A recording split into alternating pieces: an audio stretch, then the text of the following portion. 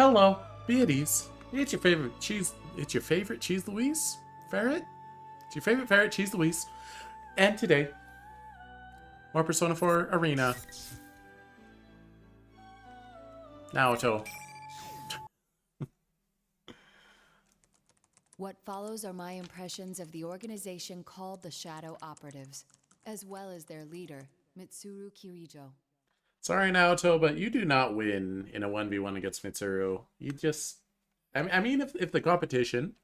If the competition is solving a mystery, then sure. But, my fingers fly across the keyboard. My last case was special. I need to complete my report before I forget any important details. My name is Naoto Shirogane. I'm a detective. The Shirogane family has been working as detectives for generations. Though I'm young and still in high school, I have been given the opportunity to take on several cases and have built up experience as a detective. My work has earned me some trust, and every so often the police will come to me for my assistance. That's where the story begins. A sudden request from the Inaba Police Department. That was about a month ago, early April.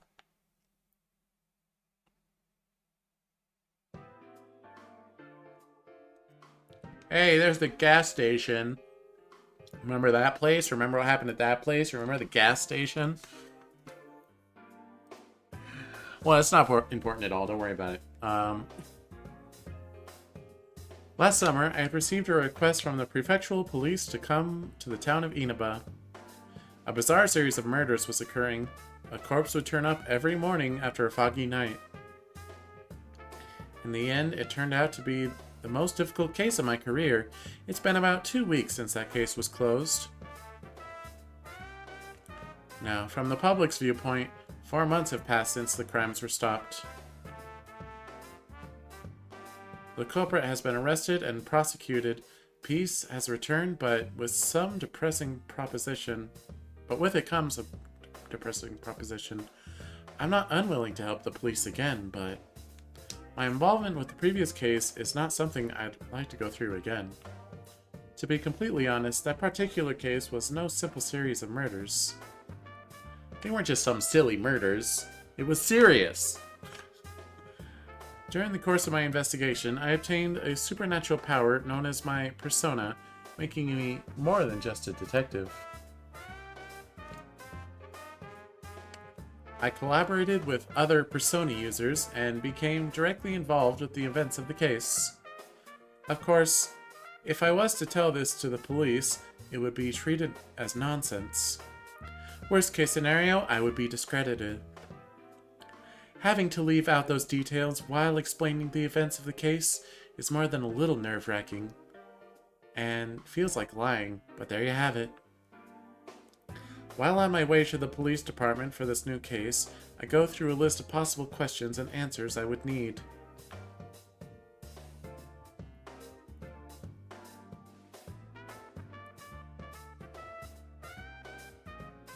Something's different today, though. After greeting the receptionist, I am not led to the usual dull meeting room. Instead, I'm taken to a reception area on the top floor. A leather-trimmed sofa, a curved wooden table, a nouveau riche setting. Looks like this may take some time. If this was just going to be paperwork and basic questioning, they wouldn't have brought me to the special room. Is this a new case? I have to wait several minutes before someone comes to speak with me. When the door finally opens, a man wearing a suit, not fitting the uniform of a local officer, walks in. I'm sorry about the wait. Ah, this guy. He hands me his card. What? Are you supposed to play Naoto route before Mitsuru? And when you start Mitsuru route, you're supposed to be like, oh, this guy! I mean, now I'm like, this guy! Allow me to introduce myself. His card has a lengthy title, National Police Agency Security Bureau, Security Planning Division. I was shocked. They're more commonly known as the Public Safety Police. The Security Planning Division is the command center for departments that handle terrorist threats, coup d'etat plots, and foreign affairs. The secret police also belong to this group. But why would a person of such importance come all the way to a rural locale like this? I look him in the eye. He appears to be measuring me up. I see you're enough on the ball that you don't need a lengthy introduction. Good. Without any further talk, the man gets to his point. Have you heard of the Kirijo group? I doubt there are many who haven't. I'll get right to the point. We'd like to hire you to perform a sub-rosa investigation on them. On them? Oh. I guess he's not working with Mitsuru yet. You need a corporation quietly investigated. Why me? I don't see what I can do that your own department cannot. I would agree if shadows and personas weren't involved. Oh. So I guess he knows, but he still doesn't trust Mitsuru. That's fair, I guess. This time I'm unable to hide my surprise. But the man continues, either failing to see or purposefully ignoring my reaction. One summer 12 years ago, there was an explosion at the Kirijo-owned Tatsumi Port Island, killing over 50 people.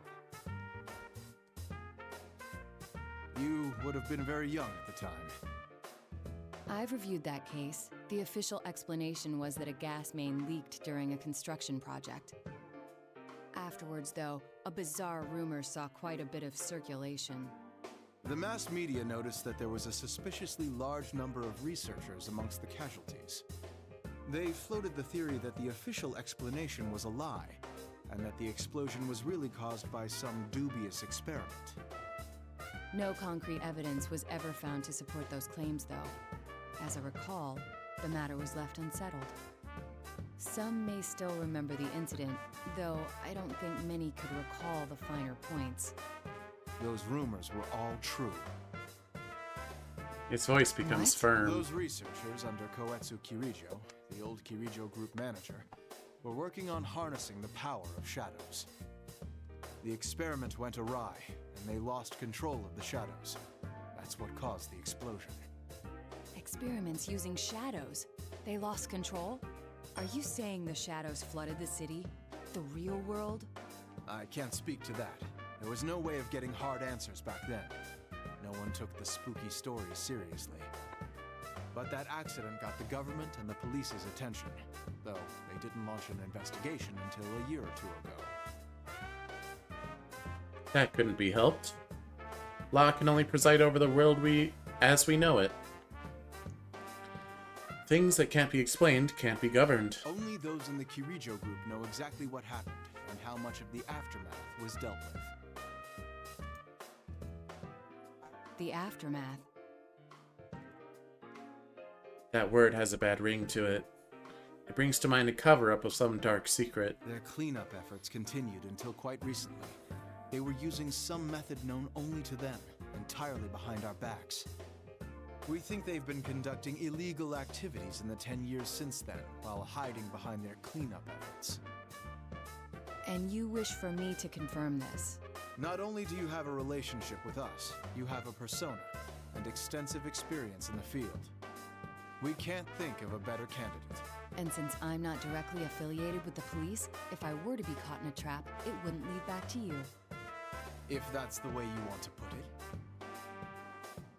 My reply was meant to be sarcastic, but this conversation is exceptionally draining. I must applaud public safety. They know everything about anybody they choose to investigate. There's no point in trying to bargain with them. He continues explaining indifferently, as if able to sense my resignation. Last year, in conjunction with the Kirijo group, we established an unofficial department in the force, nicknamed the Shadow Operatives. It's a special unit capable of dealing with shadow-related cases. This is news to my ears. That's a rather bold move. You went so far as to join forces with the ones you suspect of illicit activities? That's exactly why we did it. We must keep a leash on them by integrating them into the system. But the police are far behind information-wise. Officially, you are higher on the chain of command, but less so in practice. I try throwing out a theory as I begin to get a grasp on what's taking place. The man didn't so much as flinch, but he didn't give me much of an answer either. You'd need some leverage to keep your hold on them. Thus, this secret investigation. What exactly do you want me to do? That will depend on your answer. So that's their game plan. I figured as much.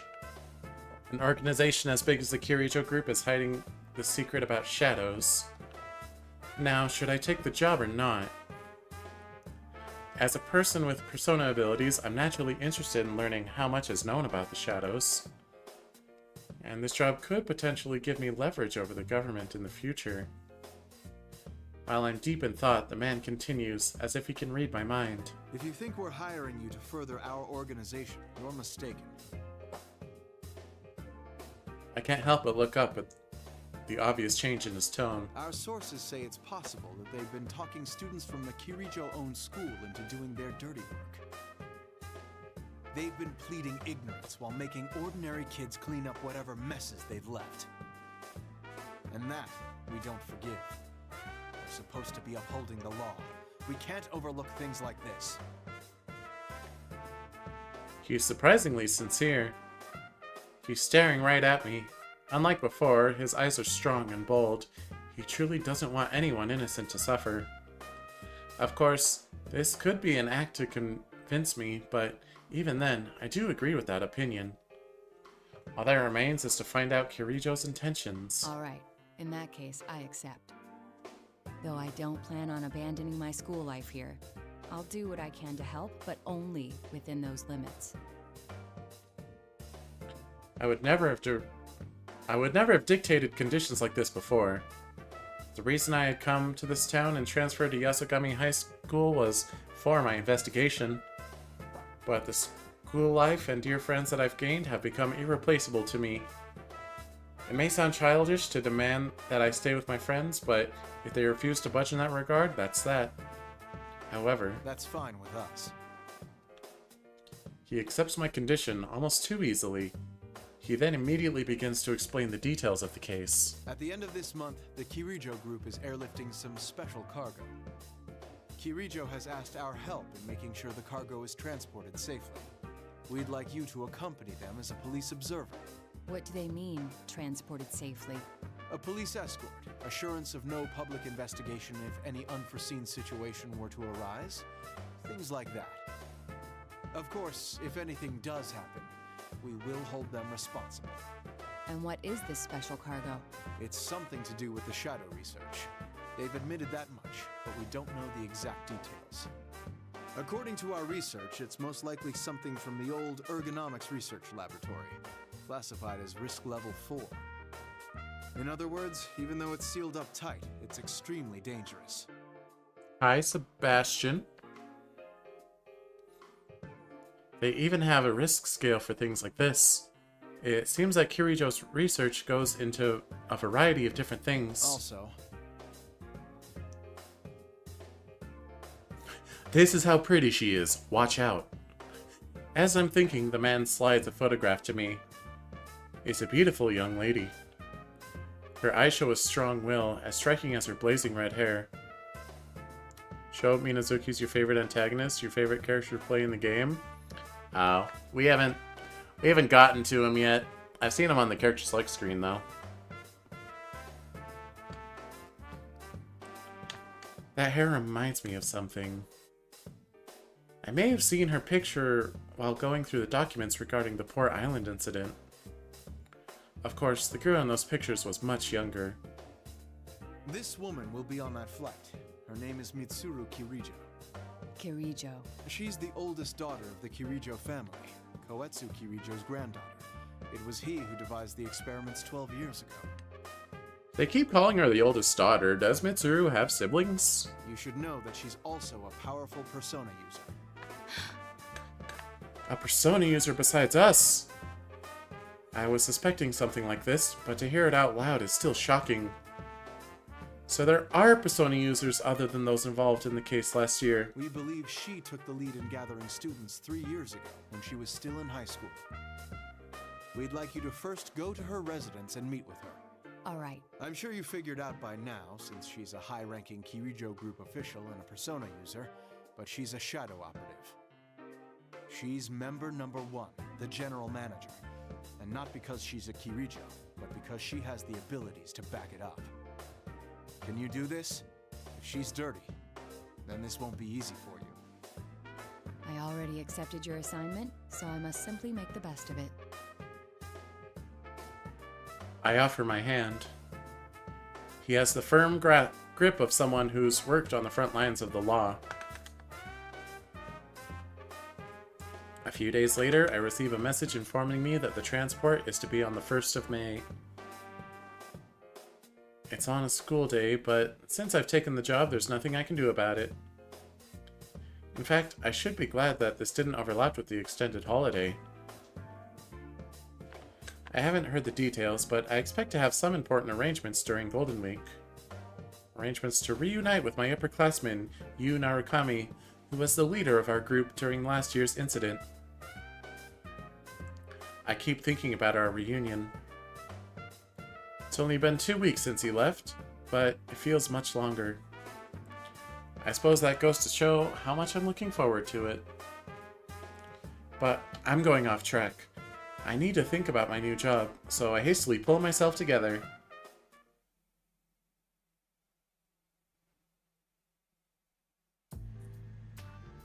Oh. This is the limousine, Mitsuru limousine. May 1st.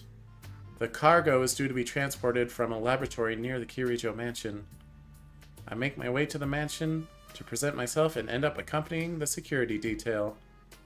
The limousine is incredibly long. Apparently, it isn't all that rare for the upper class in other countries to ride in cars this large, but it's downright comical on the tiny roads of Japan. That was where I met Mitsuru Kirijo in person. Nice to meet you. My name is Naoto Shirogane. I'll be acting as an observer today. I've been told about you. It's nice meeting you as well. I'm Mitsuru Kirijo. Her beauty is enough to attract anyone's attention. She was so much less imposing than in the picture. Less imposing than the picture, okay. I didn't expect the police's observer to be so young. Does that bother you? Oh, no. I didn't mean to downplay your abilities. Forgive me. Your goal is to become a voice actor? Nice. That's a good goal to have. I take a look at Kirijo-san's face. She's the only daughter of the founding family, but it's been 2 years since she renounced the practice of the Kirijo group being run by the family. In other words, she's simply the CEO's daughter now, not the heir to the company. But the CEO's dead. I mean, she must be used to constant stress being a female leader at such a young age. Getting people to acknowledge her must have been a struggle. I don't need to mince words in dealing with types like her. I decide to cut to the chase. Tell me, what are the contents of your cargo? I'm ashamed to have to admit this, but since the original researchers have passed away, we don't know what's in it either. We can't allow the worst-case scenario for such an item to come to pass in the middle of a city. That's why we plan to transfer these items to a distant facility according to their indicated risk level. A natural decision. Her posture, her actions. If that was all an act, I must commend her for her ability to deal with the unexpected. But personally, my impression is that she's a trustworthy person. Before leaving, I had a chance to see the Kirijo mansion. I have to say, it's surprisingly simple. It felt as though it was prioritizing function and efficiency over meaningless luxury, perhaps a reflection of her own personality. At any rate, her intelligence and presence are proof enough of her upbringing. If she was hiding something, it would be hard to figure out. Then I'll stay near the cargo along with the police escort. I'll contact you immediately if anything happens. All right. If anything is unclear to you, feel free to ask me. Her eyes look straight at me, and I feel like she could see through anything. I enter conversation shortly after and quietly wait for us to arrive.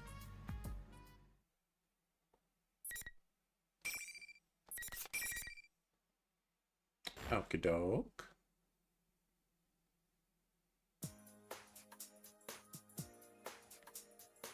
JAN, Japan Air Network. Is that an actual Japanese airline?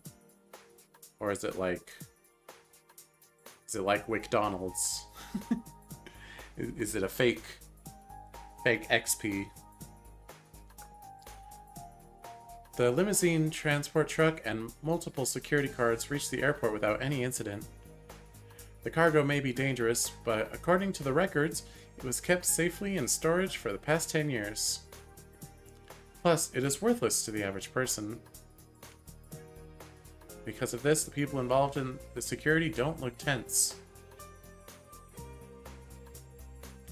Kirijo-san hands her servant her travel bag. It's... excuse me. It's almost as if she's simply going on vacation. Yakushima. Huh.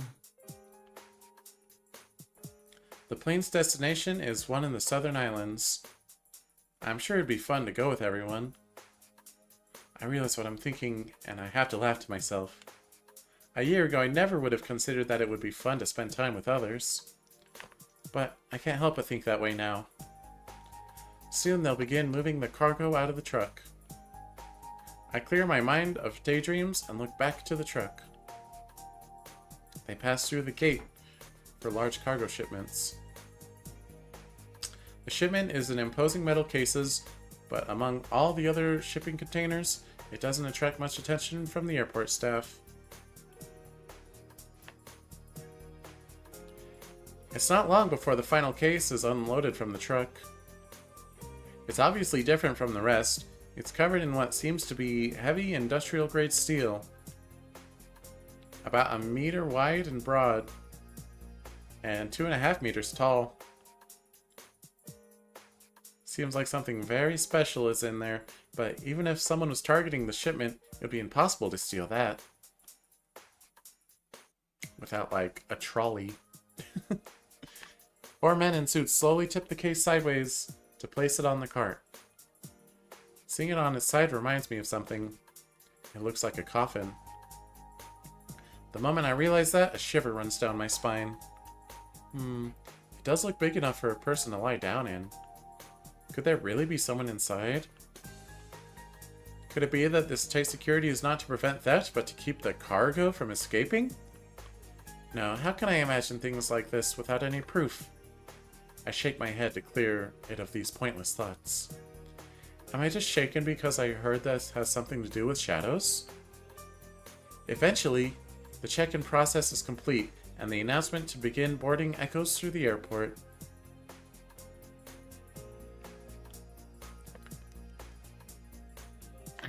I relax a little, relieved that nothing has happened up to this point.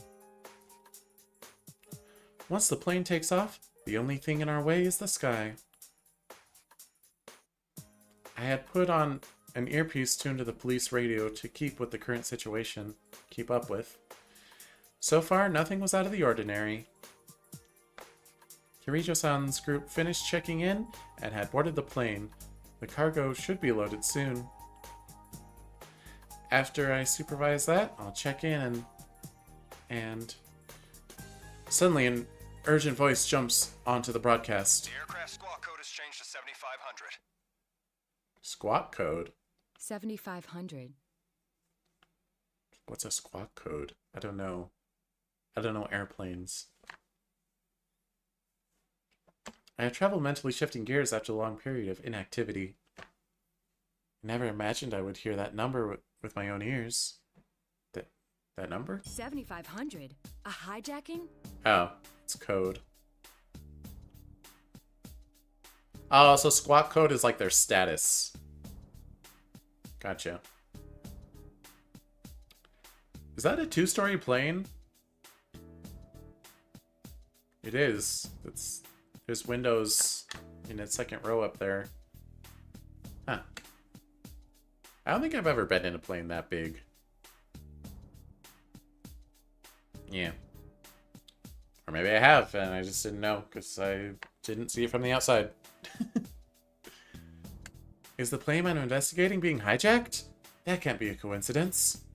Could this have been set up by the police or the Kirijo group? Or the Kirijo group? No, there's no benefit for either of them to get involved with the general public. So if that's the case... Is it the cargo they want? There really is someone after the cargo. Wait, if they're after the cargo, why hijack the plane? If they're not trying to steal the cargo, could they be after Kirijo-san? No, that doesn't feel right. Hijacking isn't an efficient method to carry out a kidnapping or an assassination. If they have the time and resolve to pull this off, they would be far better off trying to take over the plane mid-flight. I can't figure out their objective. Why would they do something that attracts so much attention? Attention? This is a very peculiar time to attempt to take a takeover of the plane. Very peculiar indeed. Hijacking before departure forfeits the biggest benefits of hijacking. Not having to take off. Not being able to just stop the plane. But at the same time, all normal airport operations will come to a halt while everyone turns their focus to the plane in question. The airport will naturally stop loading baggage onto the plane while this hijacking goes on. It's the perfect distraction. So they are after the cargo. If that was the case, the hijacking is only a decoy. But would they really risk their lives hijacking a plane over one piece of cargo? As I scan the area from my viewpoint, up in the boarding area. I see a van that has been parked near the cargo area suddenly peel out. Huh? A suspicious departure at this time? I have a bad feeling about this. But the cargo was just unloaded right in front of my eyes. I didn't see anyone steal it. Hold on. The four men in suits with the hand cart. I don't see them. I'd lost track of them in the rush of activity after the hijack call. I grind my teeth and interrupt the radio call. This is 002, over. A suspicious vehicle is leaving the scene. Stay in pursuit. It's a large vehicle, about 2 tons. License plate...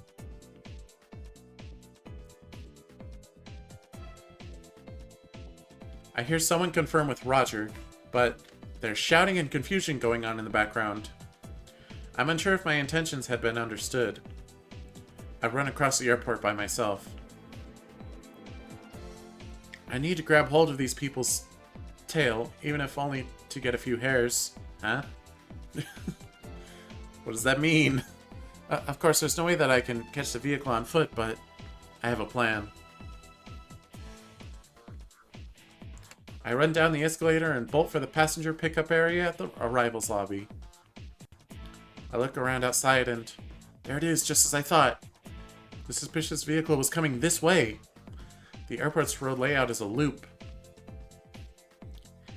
After leaving the departure lobby, cars must take a turn and curve back around to the arrival lobby before being able to reach the surface streets. I hide in the crowd and wait for the van to get close. And as it passes by, I throw a small sticky lump. Luckily for me, it strikes and sticks low on the van's side. There's a compact transmitter in there. You'd have to be pretty close to pick up the signal, but it's better than nothing. I take my hat off and wipe my forehead. The pedestrians around me begin to stir. Everyone stops and stares at their smartphones. I didn't need to look, I knew. First news of the hijacking is hitting the media. I put my hat back on and pull the brim low. I'll have to be careful not to let all the information flying about confuse me. Okay, who has their smartphone set up like every news headline gives them a ding? Do people do that? Is it just me? Am I uninformed? I am uninformed. It's okay. I keep my guard up as I quickly walk back to the departure lobby. Another 45 minutes pass without any more clear information coming through. There's chaos on the radio and people are in a panic. But after an hour, the confusion suddenly stops, and a shocking report comes in. All personnel on scene. The suspects have been apprehended. The hijacking is over. I repeat. They dealt with it so soon? Though some passengers were ill, there were no casualties. As far as I know, the hijackers didn't even make any demands. It's hard to think that the police could have negotiated with them. But on the other hand, there's no indication that the special assault team had stormed the plane. Did the group surrender now that their decoy objective was complete? What's going on here? Just then, a radio call came in directly for me. Operator to 002, over. The hijacking has been dealt with, but the transfer must be canceled. The whereabouts of one piece of cargo cannot be confirmed. All indications are that it has been stolen. Then that vehicle earlier. Are you still in pursuit? We're tracking it through the end system. Head to the guest room immediately so we can discuss our response. It looks like my call to report that suspicious van had not been a mistake. Understood.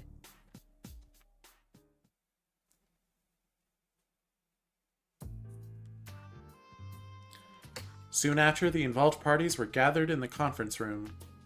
Kirijo-san and the police were talking hurriedly.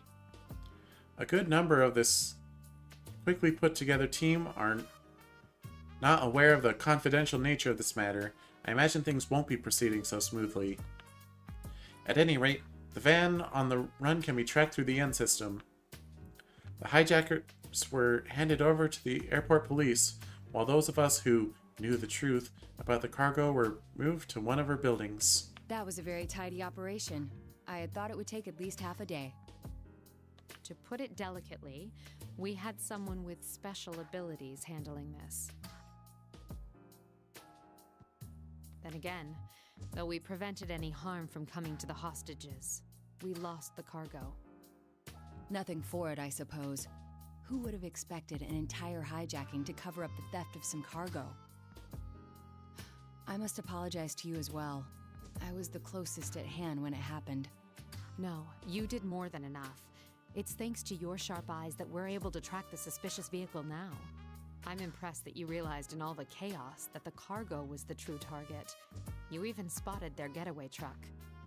Thank you. Our next step should be to interrogate the suspects in custody and... Sadly, it won't be that simple. I haven't heard much yet, but it seems they're having unexpected difficulties with the interrogation. It will take some time. If they were prepared to risk their lives for this operation, I suppose they won't break so easily. We made an error in judgment. We were too focused on preventing the item itself from doing any damage.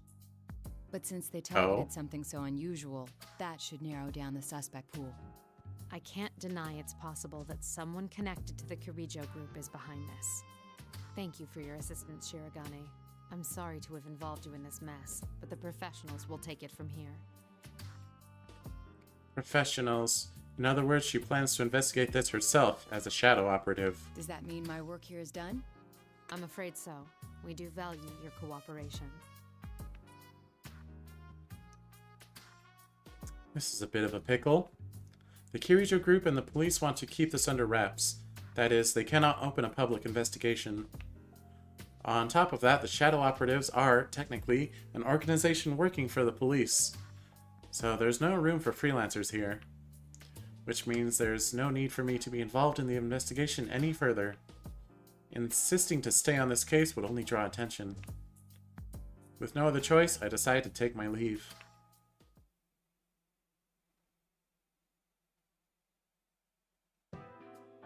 Oh, she's staying in a hotel? Makes sense. I mean, just she's not back in Inaba, in her home. That's obviously a hotel. It must have been chaos at the office. Despite the unusual events, the man who hired me has not yet gotten in touch. I entertained the thought of returning home to Inaba, but luckily enough, I've brought enough luggage for a short trip out of town. I decided to stay the night at a business hotel near the airport and wait a while for my client to contact me. Time passes. At 9 o'clock, I finally receive a phone call from the man. Things have taken an unexpected turn. This case is under the jurisdiction of the shadow operatives now. That will make it very difficult to continue my secret investigation. But right now, you're the only one we have who's gotten that close. We heard you earned Kirijo's trust after the hijacking. We'd like you to keep up your investigation. We're currently making arrangements for you to pick it up again in a natural way. What are you gonna have me do? I will not act as a spy. I'll be in touch later. He hangs up without waiting for my reply. I sigh. I feel a weight in my heart. This has a high possibility of turning into a private investigation from the shadows. Pretty much a polite way of saying corporate espionage. If I'm to take on this job, I need to have some sort of plan.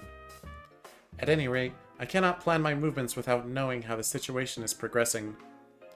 It would be far better to prepare for tomorrow instead of getting worked up with worry. I read the newspaper and watched some of the TV coverage of today's events, then go to bed early.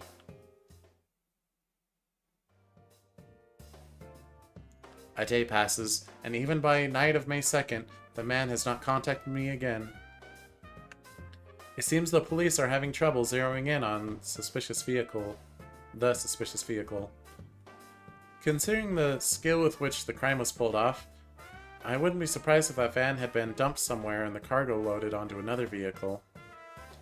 Going through all the possibilities is just a way to kill time.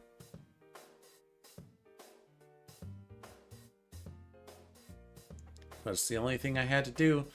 Nothing happened until the sky began to darken as the sun went down. My phone finally rang. But surprisingly, the name on the screen brought a smile to my face. Yes, Shirogane speaking. Hi, Nato-kun? Oh, I'm not interrupting your work, am I? No, it's quite alright. I'm sorry to call so late. I wanted to at least give it one more shot about tomorrow. That's right. So much has been happening that I completely forgot. The school holiday starts tomorrow. And of course, we're supposed to have our reunion with Yu-senpai when he visits from the city tomorrow. I was supposed to be able to meet up with them. I didn't imagine that I'd be stuck here for 3 days, thanks to the attempted hijacking at the airport. But since I've undertaken the job, I have obligations that I can't just abandon. But it's for your friends. I'm starting to actually feel some anger towards whoever the culprits are. I'm sorry, but it seems I still won't be able to make it. I'm actually not in Inaba at the moment, to be honest. Oh, yeah, you mentioned that. Oh, then I guess you can't check even if it rains. Even if it rains? Oh, nothing. Just talking to myself. What was that? It's okay, Nato-kun. I know there are people who'll be in trouble without you. You need to stay there and help them out. Yes, well... Help them out, huh? It irritates me to know what I'm going to do is pretty much spy work. It really is a shame. Give my regards to Senpai and the others, won't you? Will do. Good luck with the job.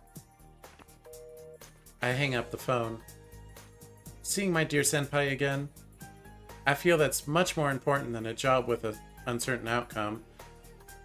And I feel a little sad that I'm going to miss it. Maybe I should just turn the case down and make a surprise visit tomorrow. I wonder if any train would make it in time. But it looks like the case is not about to let me leave. After my talk with Chie-san, I began to prepare for bed. And that's when the public safety official called me again. It seems we may be back on for the secret investigation. Mitsuru Kirijo just requested our cooperation. We agreed. A detective by the name of Kurosawa will be heading out tomorrow. We want you to accompany him to the rendezvous point. When I ask about this Kurosawa fellow, I receive an unanticipated answer. Apparently, he had helped Kirijo-san's activities on his own while he was a constable. Even though his superiors didn't understand what Kirijo-san was up to, he followed his own instincts and helped her to protect his town. Normally, he would be punished for this, but the situation took a 180-degree turn thanks to the establishment of the shadow operatives. His knowledge had been invaluable, and rather than being disciplined, he had been promoted to plainclothes detective. Kurosawa is willing to leak you whatever info he learns about the Kirijo group through his cooperation with them. I'm surprised he agreed to that. Hasn't he assisted Kirijo-san and her group in the past? I'm afraid that's something you'll have to ask him about, although he seems to have his own agenda. Huh. What if Kurosawa is the bad guy? That'd be crazy. I don't think they'd do that. I confirmed several other details before ending the call. Detective Kurosawa. I mean, at this point, I'm pretty sure Libris just broke herself out and brainwashed people into helping her escape. Maybe. If he's working with the Kirijo group, it could be something of a problem. But if they have information to leak, that means they must have located the vehicle in question. Still, considering how long it took them to find it, I may be in for a long trip. Where am I going to be sent now? I shrugged to myself.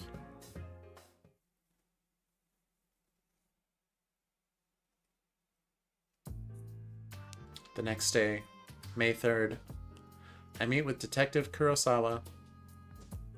I expected someone who looked shadier, but the man appeared hardworking and honest. I'm Kurosawa. He has a sprite, or he has a, what do you call it, a portrait. I'm Naoto Shiragane. Thank you for your assistance. I've heard rumors about you, Ace Detective. Let's get going. We make our greeting brief, and I get into Detective Kurosawa's car. A private investigation in a location that I have no prior knowledge or experience of. This was a depressing job in the first place, and the addition of more and more unknown variables is only making me more displeased with it. You seem pretty listless. Oh no, I'm fine. Where are we headed, by the way? The place where they found the getaway car from the hijacking. A town called Inaba. It's a small place with an odd history.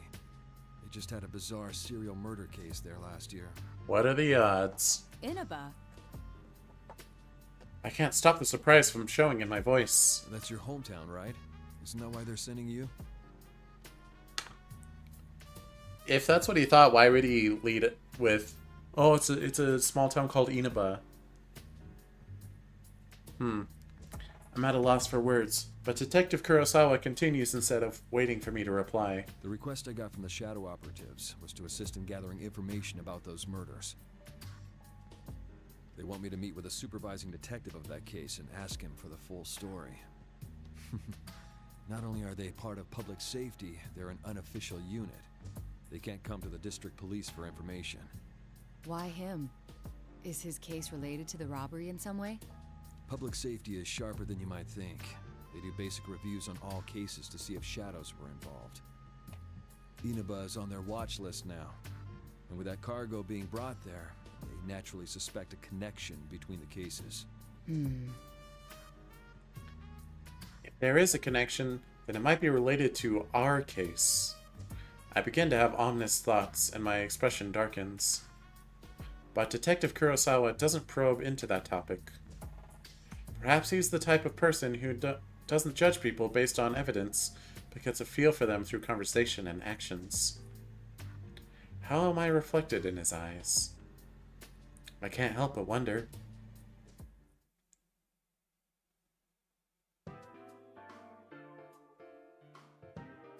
Detective Kurosawa goes inside the Inaba police station while I wait in the car near the junkyard. The familiar sight of Inaba seems strange somehow. The detective in charge of this case must be none other than Dojima-san. Detective Ryotaro Dojima, of course I am familiar with him. And not just through our profession. Dojima-san acted as Yu-senpai's guardian while he stayed in Inaba. I feel like I'm betraying him as well, and can't stop myself from sighing again. Soon enough, Detective Kurosawa steps out of the station. I thought he was coming back. But halfway to the car, he turns and walks into the junkyard. I wonder what he's doing. I stick my head out the window and try to track him. There's another car parked behind a pile of junk. That distinctive grill style. That's Kirijo-san's limousine! I hurriedly pulled my head back into the car. That's right, Detective Kurosawa came here to cooperate with Kirijo-san. But still, to bring me along and park so close to her is... Then again, it's very unnatural to park far from a rendezvous point. Detective Kurosawa made the right decision. I calmed down and slid into the rear seat, keeping my head low. Still, Kirijo-san uses that black limousine while undertaking her shadow operative duties as well? That car sticks out like a sore thumb here in Inaba. Heck, it's distinctive anywhere in Japan. Why would someone as clever as Kirijo-san take that car on a special mission like this? Don't ask her about it. She'll get upset. That's still my favorite. My favorite bit in this whole game so far is Mitsuru mulling over like, why did they give me this limousine? We're supposed to be in stealth mode. And then Aigis is like, Kirijo-san, may I express my current thoughts on our transportation? And Mitsuru's just like, no, you can't. Cracks me up. Okay, does she have some profound reasoning behind it? After a while, Detective Kurosawa finally comes back to the car. Kurosawa-san, may I ask you something? Why are you working with public safety? You're asking that now? I thought that would be your very first question. After wiping a dry smile from his face, Detective Kurosawa turns to me with an incredibly serious expression. You can spy on Mitsuru Kirijo and her shadow operatives to your heart's content and never find anything suspicious. But for that to be understood, at some point or another, everything she does has to be investigated to eliminate those doubts. In which case, it's better someone like you do the investigating than someone official who will never understand. That's all there is to it. So he does have his reasons after all. Thank you for your cooperation. I'll leave the rest in your hands. I exit the vehicle. Kurosawa-san takes his car onto the highway and speeds out of sight. He has no doubts whatsoever regarding Kirijo's activities. To be honest, I'm inclined to agree with him. But I can't jump to conclusions without any evidence. Yeah, my favorite route so far has definitely been Mitsuru's. And honestly, probably Kanji after that, though he kind of has a joke route. I don't know. The main four, their routes are all kind of the same thing. As much as I like Yukiko, her route wasn't very interesting. There was some funny dialogue, but... I use heaps of junk as cover to sneak close to the limousine and watch. This route's pretty good so far, though. Not long after, I see two people exit the vehicle. One of them is Kirijo-san. However, unlike when I saw her at the airport, she's wearing equipment likely suited for combat. Sure. I mean, she probably has her rapier. The other person looks strange. Is that the fabled humanoid weapon? There was information about a humanoid weapon mixed in with all the data I heard about the Kirijo group. When I first saw it, I was confused. But that had to be what was standing in front of me. It seems natural, almost lifelike. But there's no denying that it's an artificial construct. It seems that the rumors of an unorthodox anti-shadow unit were true. Another man comes to join them soon. He too was dressed in outlandish attire. He was shirtless and wore a red cloak like a desert nomad. The perfect example of someone who ought to be detained for questioning. I compare his face to the list of pictures of the people involved with the situation. While his taste in clothing has changed, I believe that this man is Akihiko Sanada. I can't imagine what would possess him to go about dressed like that, but... Alright, I'm probably going to do Akihiko route today too. He better have a good explanation why he's dressed so weird in this game. Like, he's not an insane person. He wasn't in Persona 3. He's a little focused on being strong, but still. I can't imagine what would possess them to go about dressed like that, but I speculate about their actions. What business do they have here in a junkyard? There's nothing here but a pile of broken household electronics and abandoned televisions. Then it hits me. Detective Kurosawa had told Kirijo-san about last year's incident. And, of course, she has prior knowledge of personas and shadows. Then, no doubt she's heard of the idea of entering the TV world. After all, it appears many times in the testimony of the killer from last year.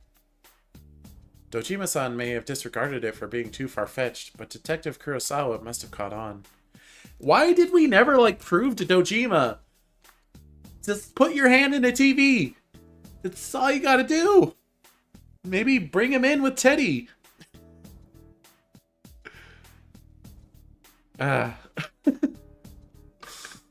Maybe they did eventually, but... No, but Naoto would know that. Whatever. At any point, they could have done that. And gotten... Anyway, it's a big old plot hole. Don't worry about it. I take a closer look. There's a mountain of old television sets. Victims of last year's switch to digital broadcasts. They're not planning to enter a TV from here, are they? This is set in 2012? Huh. I guess that happened around then. I don't remember. I don't know. I stopped watching, public broadcast TV, before 2010, so. Oh, God, that was so long ago. Ow. Oh, my heart. Oh, anyway. Even as I say that, the mechanical girl already has her hand sticking into his TV screen. It's exactly as I thought. The mere fact that they are testing what they heard so recently cannot bode well. Uncertainty crosses my mind. The three of them are clearly prepared to enter the television. Should I blow my cover to warn them about what they're doing? If they enter, they may not be able to leave. But the other world should no longer be dangerous anymore. And I heard from Yosuke-senpai that he'd asked Teddy to leave the exit TV out just in case. But would they be able to find it from here? If they're Persona users, they should be able to handle the shadows. They shouldn't be in any peril, but... Kirijo-san made a decision faster than I could.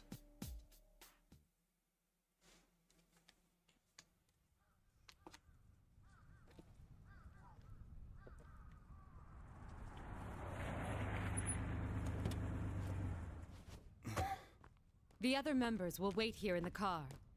Yeah. If we all barge in and something happens, we'll be devastated. Now that you mention it, at least one of us should be staying behind as well. I am not staying.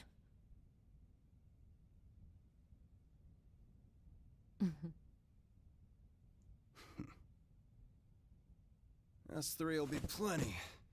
We'll end this in a flash. No problem. The same as always. Although, we have no idea what might be waiting for us on the other side. Don't get careless. Right. This situation, it brings back memories.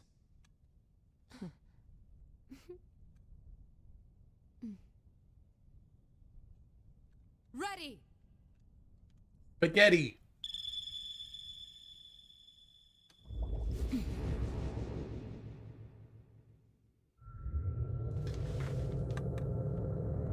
In we go!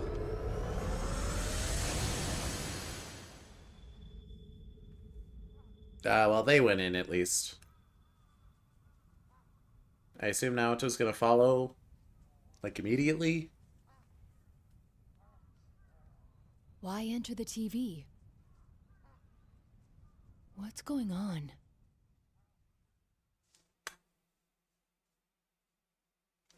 We're not in there. Dang it. I stand there blankly. Is the stolen cargo inside the TV?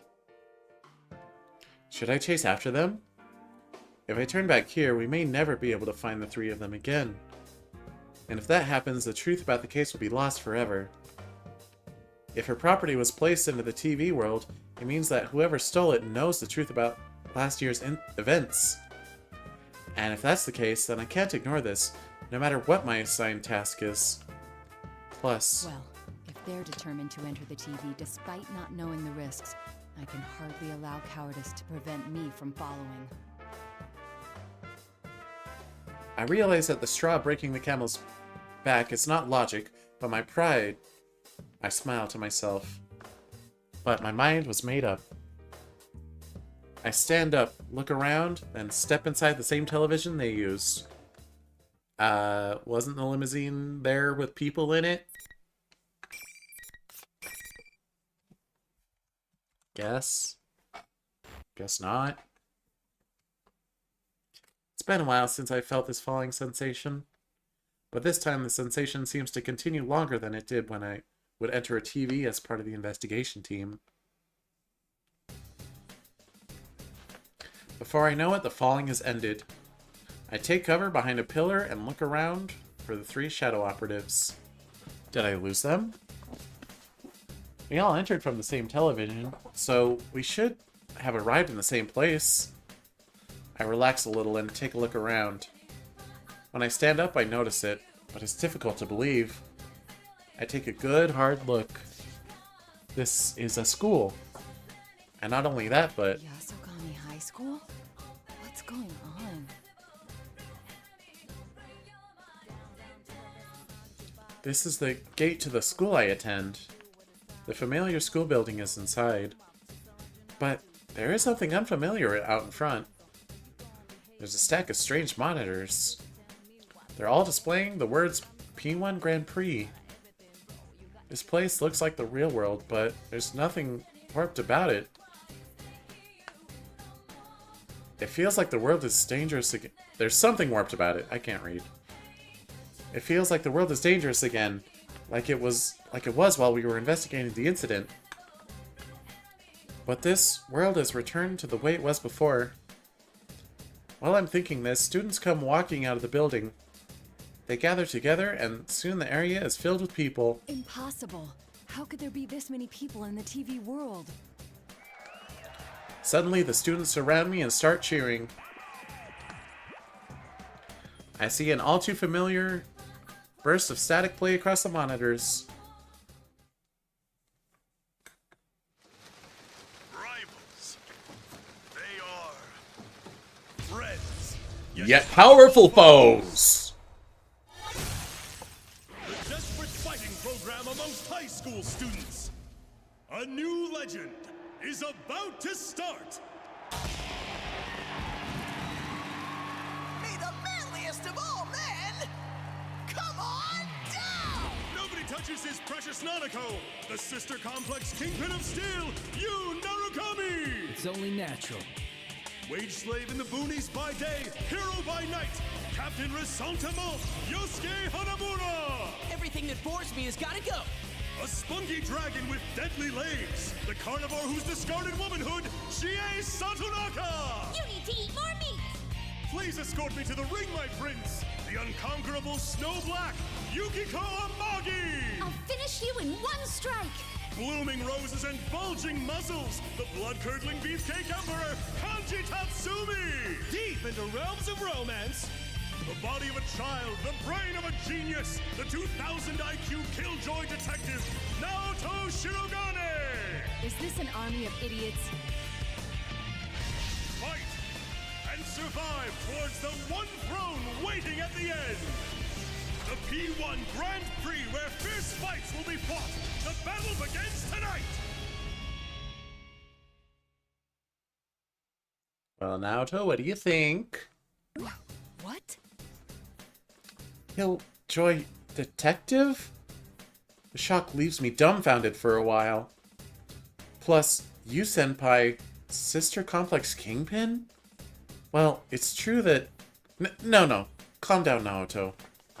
Calm down and analyze the situation. This otherworldly program, where real people's foibles are exaggerated to unworldly proportions... The static before the video made it very clear. This broadcast could only be the Midnight Channel. And what was this fighting tournament about?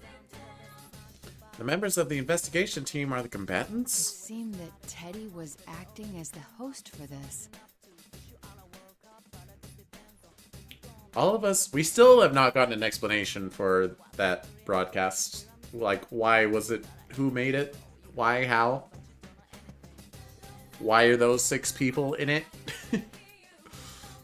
All of us know that Senpai is coming back to Inaba during Golden Week. Then could this be some kind of way to welcome him back? No, no, no. Calling him a Sister Complex Kingpin? That's not a welcome, that's a challenge. Who would publicize a negative nickname like that? Besides, whatever the reason, I can't imagine that someone would seriously want us to fight each other. What is going on? Does it mean that the rest of them are in the TV world as well? Ah! Without warning, the sound of microphone feedback pierces my ears. Hello, boys and girls of Yasogami. Sorry for the wait. That voice. That's Rise-san. The students go wild. On the monitors, Teddy appears to be wearing some sort of costume. I'm proud to announce the commencement of our very own P1 Grand Prix! It looks like Rise-san and Teddy are the ones running this. Do they really plan on holding this P1 Grand Prix? And now the moment you've all been waiting for, the challenger in our first battle. If that promotional video is correct, then are the members of the investigation team going to show up? Just as I lean forward to see what's going on, a spotlight shines directly into my face, blinding me. Hinata Shirogane! What? The students around me raise their fists to the air and shout. This is a pickle. It seems that I won't be able to chase Kiryu-san down at this rate. First the plane hijacking and now another unforeseen interruption. Come on down now, Chan! Teddy? What is the meaning of this? Didn't you watch the intro video? It's a fighting tournament! I gathered as much, but I was asking why you would do such a thing. Pitting friend against friend in battle is going too far for a joke. It's not a joke, though. I'm giving this 100%, just like I always do. Now get out there now, Chan. Show me everything you got. You're not making any sense. Besides, there's... While I'm speaking, I see the area in front of me twist. I close my eyes at once. When I open them, I see that only certain things around me have been warped by, well, whatever that was. The scene on the monitors, the students around me. I blink and rub my eyes, but I soon realize that my eyes aren't playing tricks on me. What the... Are these students an illusion someone is creating? With their skins missing, the students have become dark shapes that only resemble a human form. Are these shadows of some sort? Well, I do find it hard to believe that so many people could have wandered into the TV world. Even if this many people did get in here, the town would be in an uproar over the mass disappearance of so many students. It makes more sense for them to be shadows, but if that's the case, why did I see them as students? Could it be? Teddy and Rise, do you both have the power to interfere with other people's thoughts to an extent? It may be possible for them to be projecting illusions into my mind. Alright, quiet down, music. Calm down. But that would prove that the two of them are really the hosts of this show. I decide not to jump to any conclusions for now. Even if the two of them are behind this, why would they hold a tournament and deceive me with illusions? I won't be able to figure out anything until I determine what their objective is. As I'm considering my next course of action, Teddy, or should I say General Teddy, speaks directly to me. What are you all fidgety for now, John? Do you need to powder your nose? No! Anyway, if this is not a joke, can I assume you won't easily let me go? Bingo! You have to win the fight if you want to move on. Only the one who makes it to the very end is set free. This is getting me nowhere. Talking to him isn't helping me figure out what's going on here. Well then, let's get this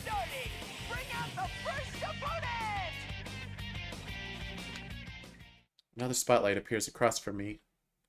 A person steps out of the darkness. It's been a while, Naoto. Senpai? Why are you here? I promised I'd come back during Golden Week. Don't tell me you forgot. No. Of course I remembered. It's just, I didn't expect to see you here. I could say the same thing. I heard you couldn't make it because of your job. Yes. Actually, I'm here on matters related to my work. It came as a surprise to me as well. Looks like you're as uninterested in socializing as always. Huh? What did he just say? Everyone says that though they think of you as a friend, they never get the same vibe from you. That's not true. I just happen to be busy with a case. But really, now's not... Work, work, work. I guess work's all you care about in the end. Even now. I'd say you're more concerned with your work than us. I get it.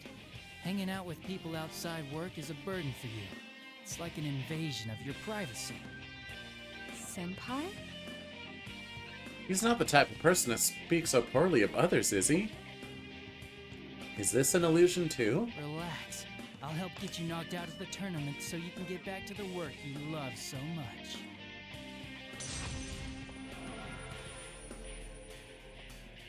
He summons his persona. What? Are you serious? Senpai attacked me with his persona. That wasn't an illusion, that was real. If he'd hit me, I would have been seriously hurt. But now I know something. He's clearly not in his right mind right now. The leader of the investigation team I knew would never, under any circumstances, harm his What friends. reunion this is turning into. If I must fight you, I will. Only took an hour to get to the first fight. And I expected as much for Naoto. Why are his stats so mysterious? You can see his build. He exists physically.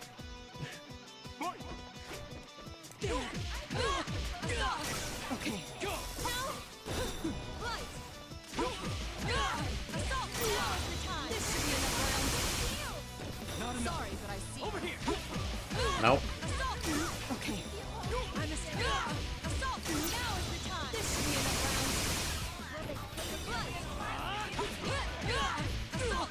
Okay.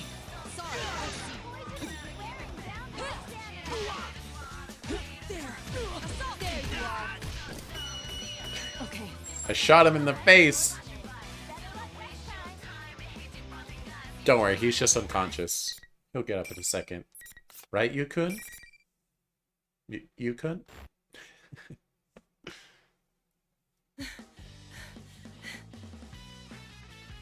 My shoulders heave as I gasp for breath.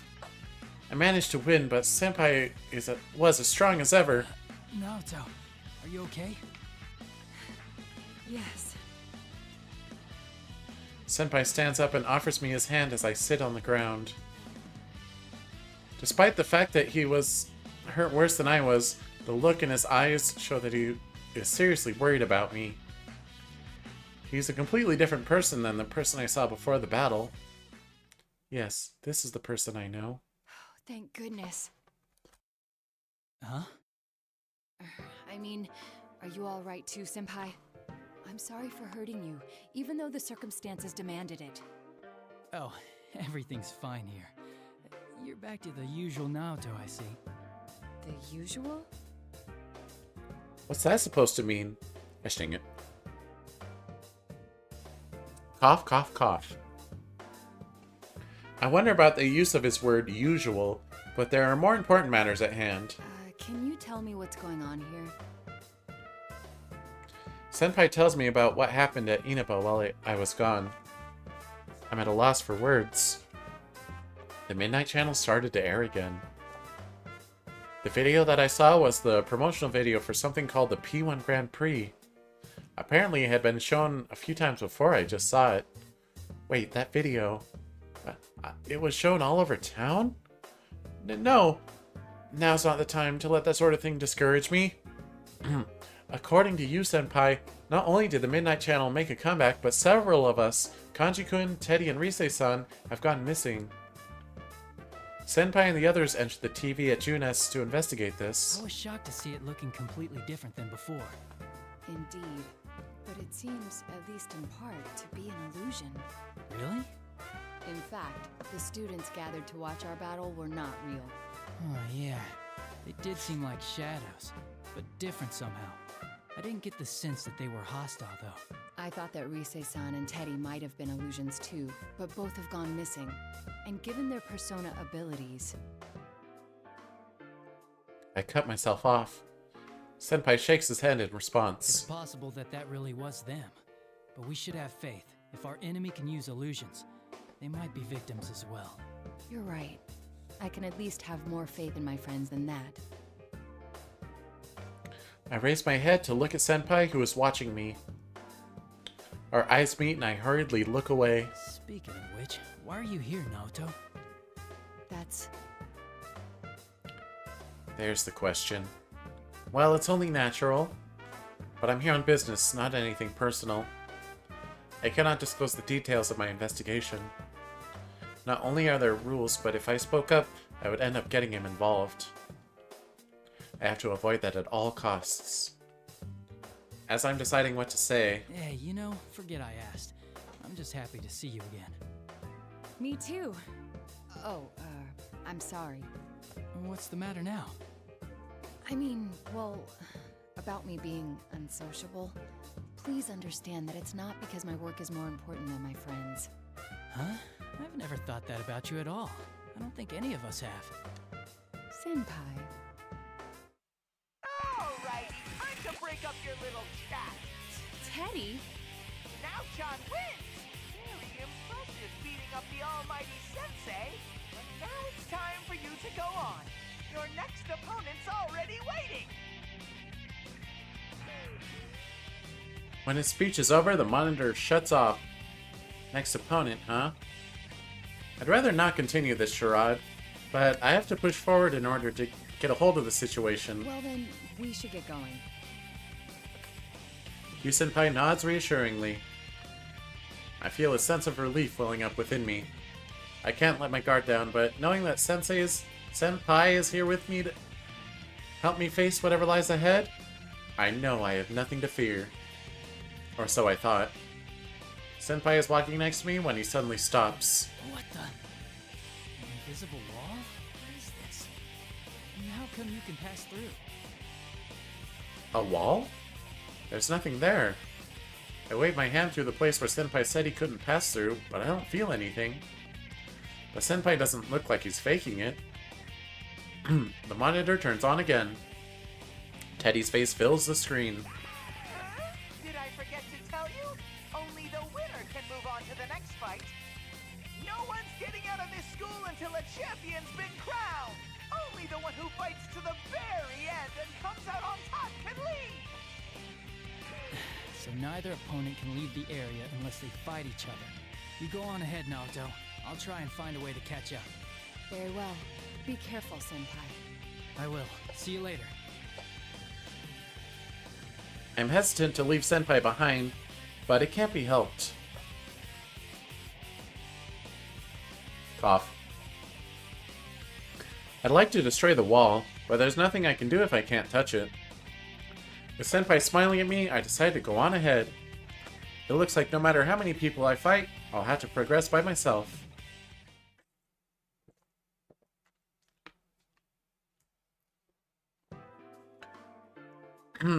After some time walking, I run smack into something, even though there's nothing there. I didn't understand what was going on at first, but I soon come to realize something. So this is one of those invisible walls Senpai was talking about. It seems that some of them won't allow anyone to pass no matter who wins the fight. It's completely transparent. The only way to know that it's there is to feel it. Its glass-like smoothness. That's interesting that it's like textured. I was kind of... Well, I guess they smash into it, but... I would have thought it like... You try to walk that way, but you just kind of like... Stop making progress, you know? That's not how these work. I feel like that's an invisible wall in something. Some form of fiction. Where, like, you can't move past this point, but you don't, like, feel resistance. You know? You just like, stop moving that direction. Anyway. I have no choice but to take a detour. But time after time, these walls keep getting in my way. I'm not choosing my path, I'm being herded. I suppose I'm following some plan laid out by whoever set this up. After I opened the door to the gym, I saw a space cleared away for that. As I expected, General Teddy appears on the monitor. You're so slow now, Chun. Your second opponent's been waiting for you. I've said it before, but I don't intend to fight my friends. Alrighty, let's do this. Bring out the next opponent. Yo, yo, yo, how's it hanging now, doll? Oh boy. Kanji-kun? Well, he certainly looks like Kanji-kun. But it only looks that way. Yeah, I've been thinking. The way you talk is so lame. Huh? I thought I was ready to face anyone, but this isn't a matter of being in my right mind or not. Is this an illusion? Oh, please, let this one be an illusion. It's like way too uptight and goody-goody. Makes you sound so distant, you dig? Why'd you say goody-goody like that? Goody-goody. Is that so? See, that's what I'm talking about. You could have just said, oh, you think so? You think so? Ah, now you're getting it. Now I feel like I'm on your wavelength. Thanks. Then again, relatability aside, I feel like you were miles away from me to begin with. Hey, you're doing it again. What's with the Miss Manners act? I'm sorry. It's a habit of mine. Or maybe it's that you don't care about getting close to us, huh? You don't feel like you gotta bother getting to know us and stuff? Of course I don't think... Hell no, man. You never warm up to anyone because you set your standards so goddamn high. Oh dear, he's shown his true self. Is it, you know what? Are you putting on a show of not letting anyone near you because you got no confidence in yourself? Is that it? You know what? Kanji-kun. They may be false accusations, but some of those statements are hitting home. I can't brush off these words, and my heart aches. Why are you so nervous? Your height? Your body? That girly voice? Let me give you a little lesson in manliness. I hope you're ready for the pain. Ready for what? What was that, Kanji? This is insanity! Wait a second. I didn't say any...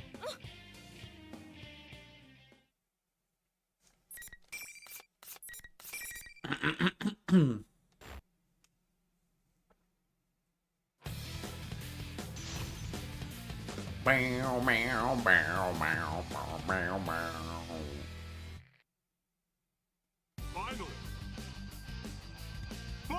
So Kanji is 65 kilos. I thought the conversion from kilos to pounds was like, it's about ×2. But there's no way Kanji only weighs 130 pounds. He's very tall. And he's muscle bound. There's no way he weighs 130 pounds.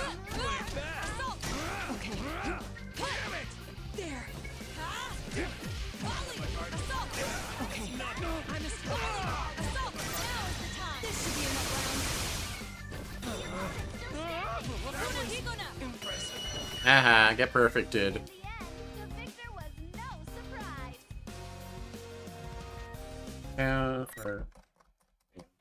kg 2 pounds. 65? 140 pounds? Oh, I'm making sad face. My bad. Don't. Jeez. How many times do you have to learn this lesson? Don't use the number pad while you're streaming. I mean, don't use it for numbers. Ha, nice. Kanji-kun? Are you alright? Of course I am. Your attacks are like little bug bites. I just let my guard down, that's all.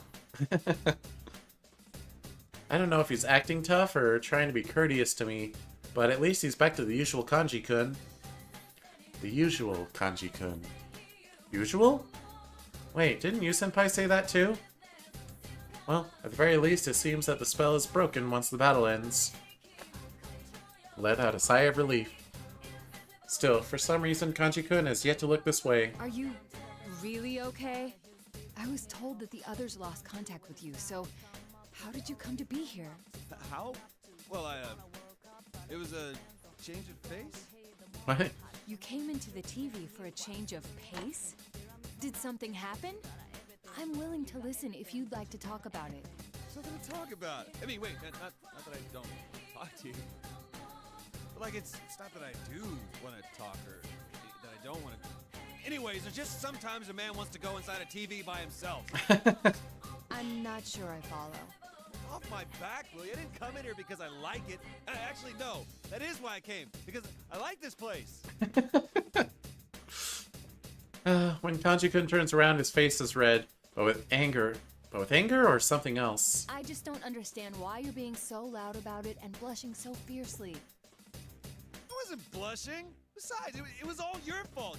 You're the one that was, well, being all, you know. Me?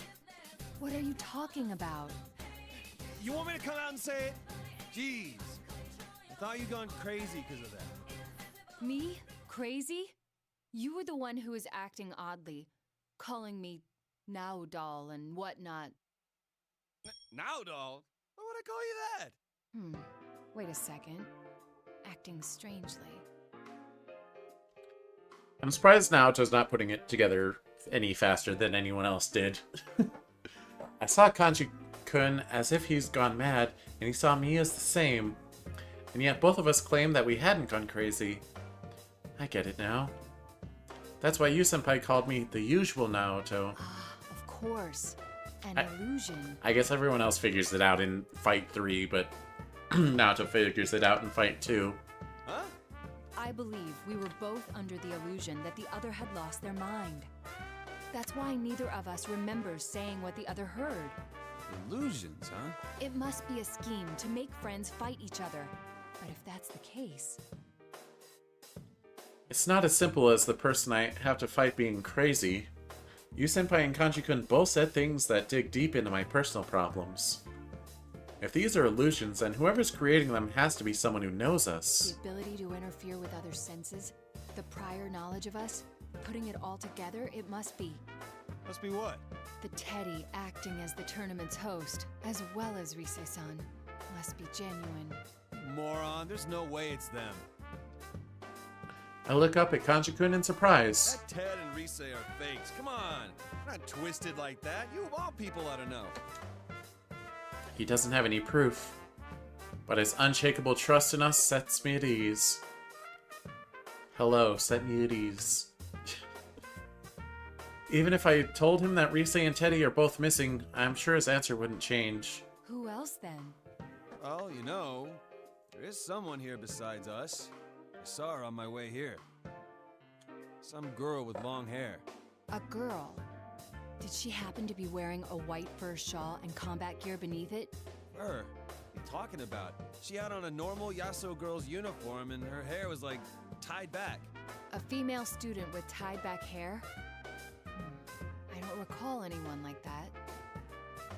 I thought you might have run into Kirijo-san, but that doesn't appear to have been the case. Is that girl Kanji-kun's talking about a suspect? I can't tell for sure. I'll keep it in mind. Well, I should be moving on. Hold on, I'll come with... Wait, what the hell? Ah, the invisible walls again. Just like last time, I can't touch it myself. The rules seem to dictate that only the victor can proceed. I'll come for you later. Don't bother. I'll figure this out myself somehow. That aside, you beat me. You better make sure you're the champion in the end. That's completely irrelevant to the larger objective. I leave Kanji-kun behind and push on ahead.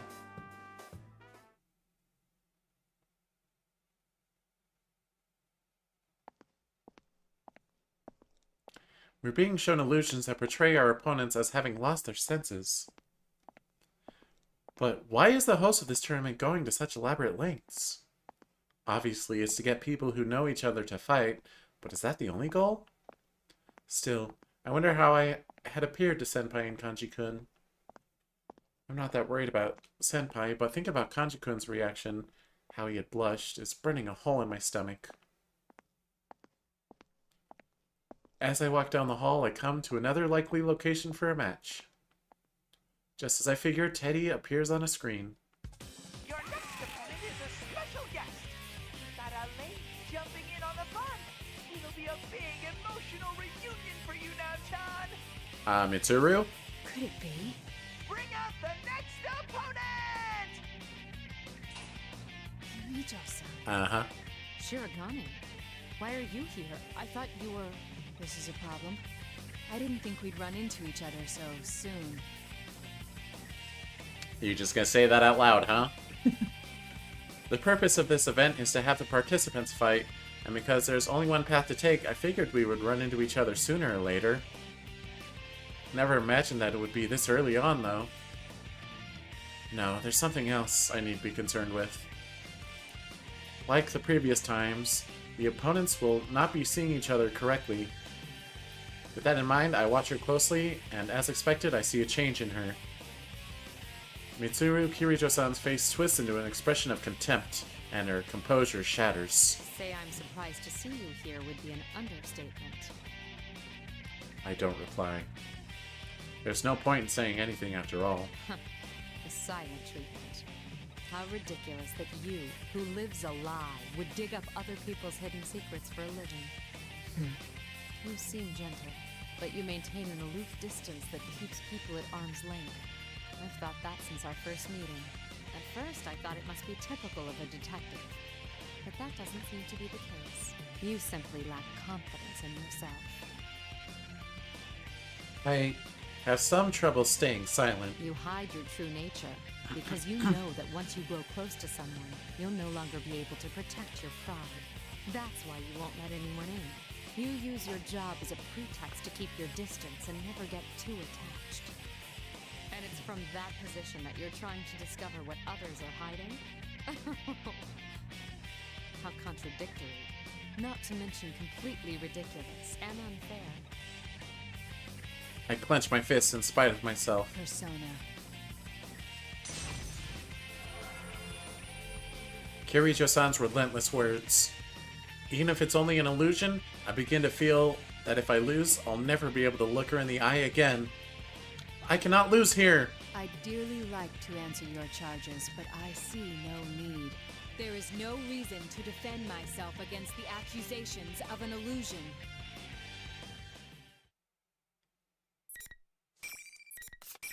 You could try, though.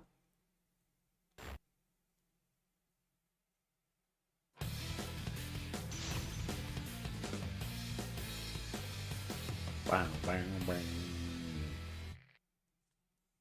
Finally. 13 skulls. What does that mean? Okay. I'm coming for you.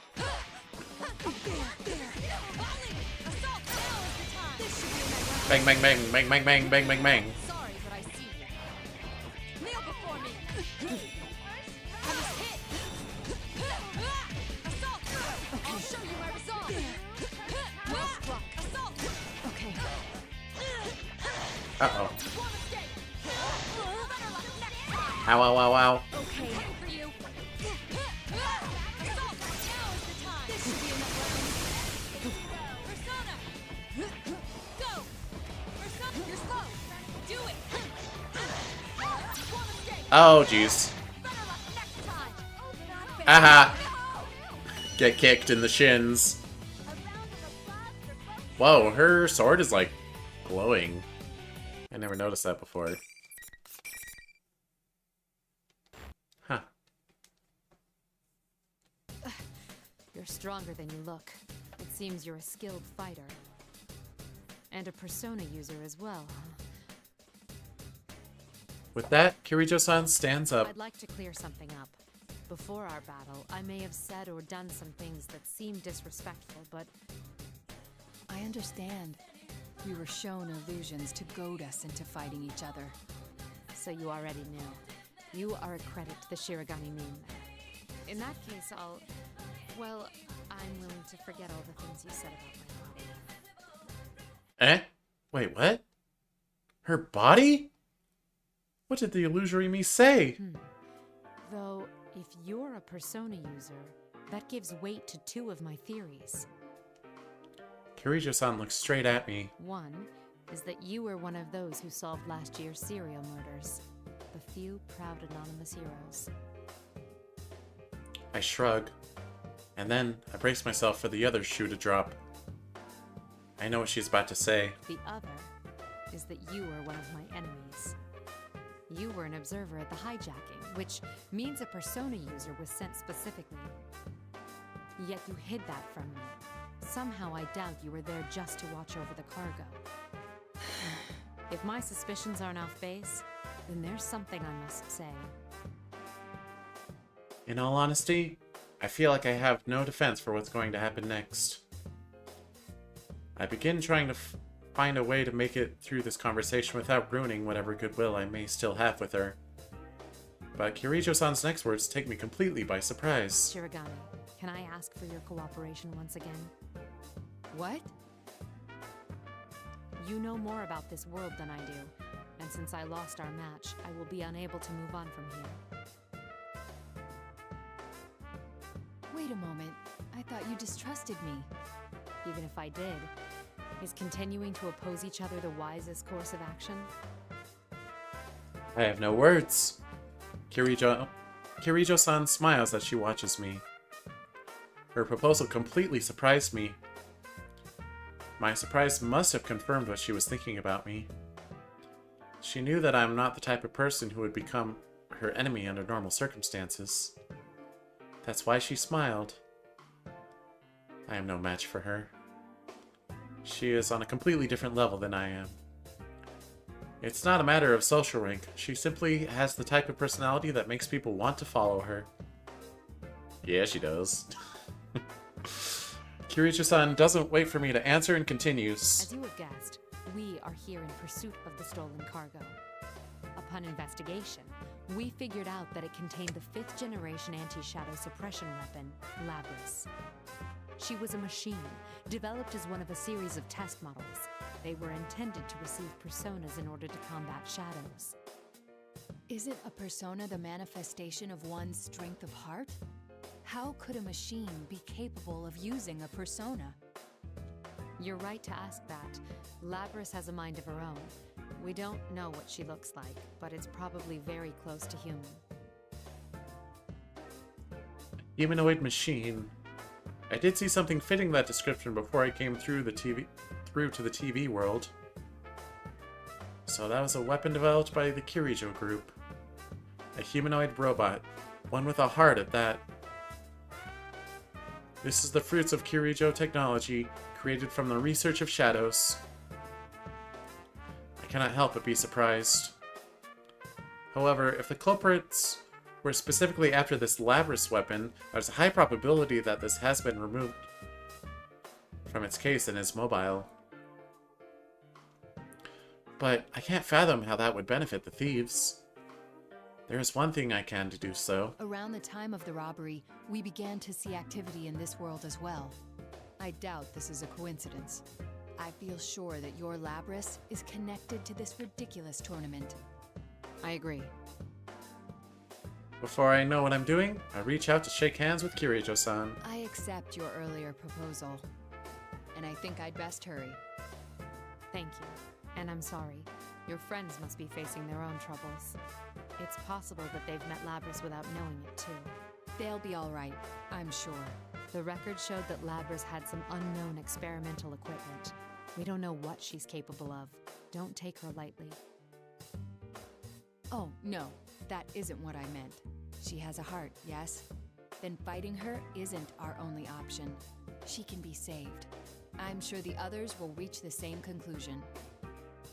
I see. When I say that, I can see a smile on her face. I can tell she believes in her friends as well. Oh, yes, I meant to ask. Have you been able to contact your friends? I shake my head. No. 2 of them have analysis-capable personas, but both of them have gone missing. I actually have a few powers in that area myself. Can you tell me what these friends of yours look like? I give her as detailed descriptions of Rise-san and Teddy as I can. Huh. A bear costume and a girl. Are they... Yes. They're the ones acting as hosts for this tournament. But they're not usually like this. I see. Well, anyway, knowing that will make searching for them easier. Let me see.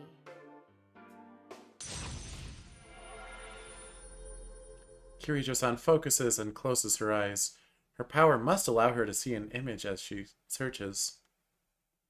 It may be only a few powers, but it's still quite amazing. I'm getting a match some ways from here. It's not moving either. Aha! I found her. Can you hear me? Huh? Who is this? That voice! My name is Mitsuru Kirijo. I'm with one of your friends, Shirogane. Kirijo-san looks at me and nods. She is communicating to me so that Rise-san can hear my voice as well. Rise-san! Naoto-kun, is it really you? Yes, though I could ask the same of you, Rise-san. I'm so glad. This weird fake Teddy kidnapped me and then everyone was fighting each other and... So Rise-san's voice on the PA system was a fake. If that's the case, then there's no reason to believe that the image of Teddy on the monitors is the real thing either. It's all right. Please calm down. Do you know where you are right now? It looks like an announcement room, but there are these invisible walls stopping me from leaving. Plus, the fake Teddy is watching me, so I can't use my persona. I don't know who that fake Teddy is, but it seems that Rise-san and the real Teddy were kidnapped to deprive us of a means of communication. In other words, to keep us fooled while we were in this world.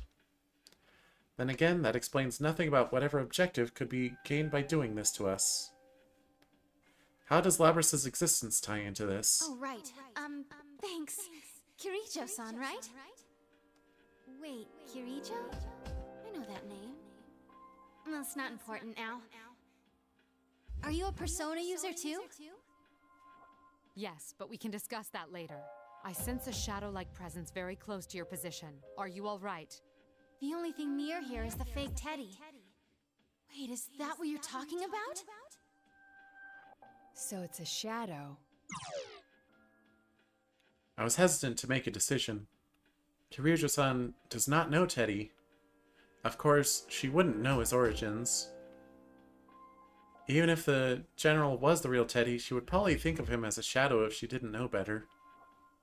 But if the general is merely something else that's taking on his appearance, it leads to a completely different conclusion.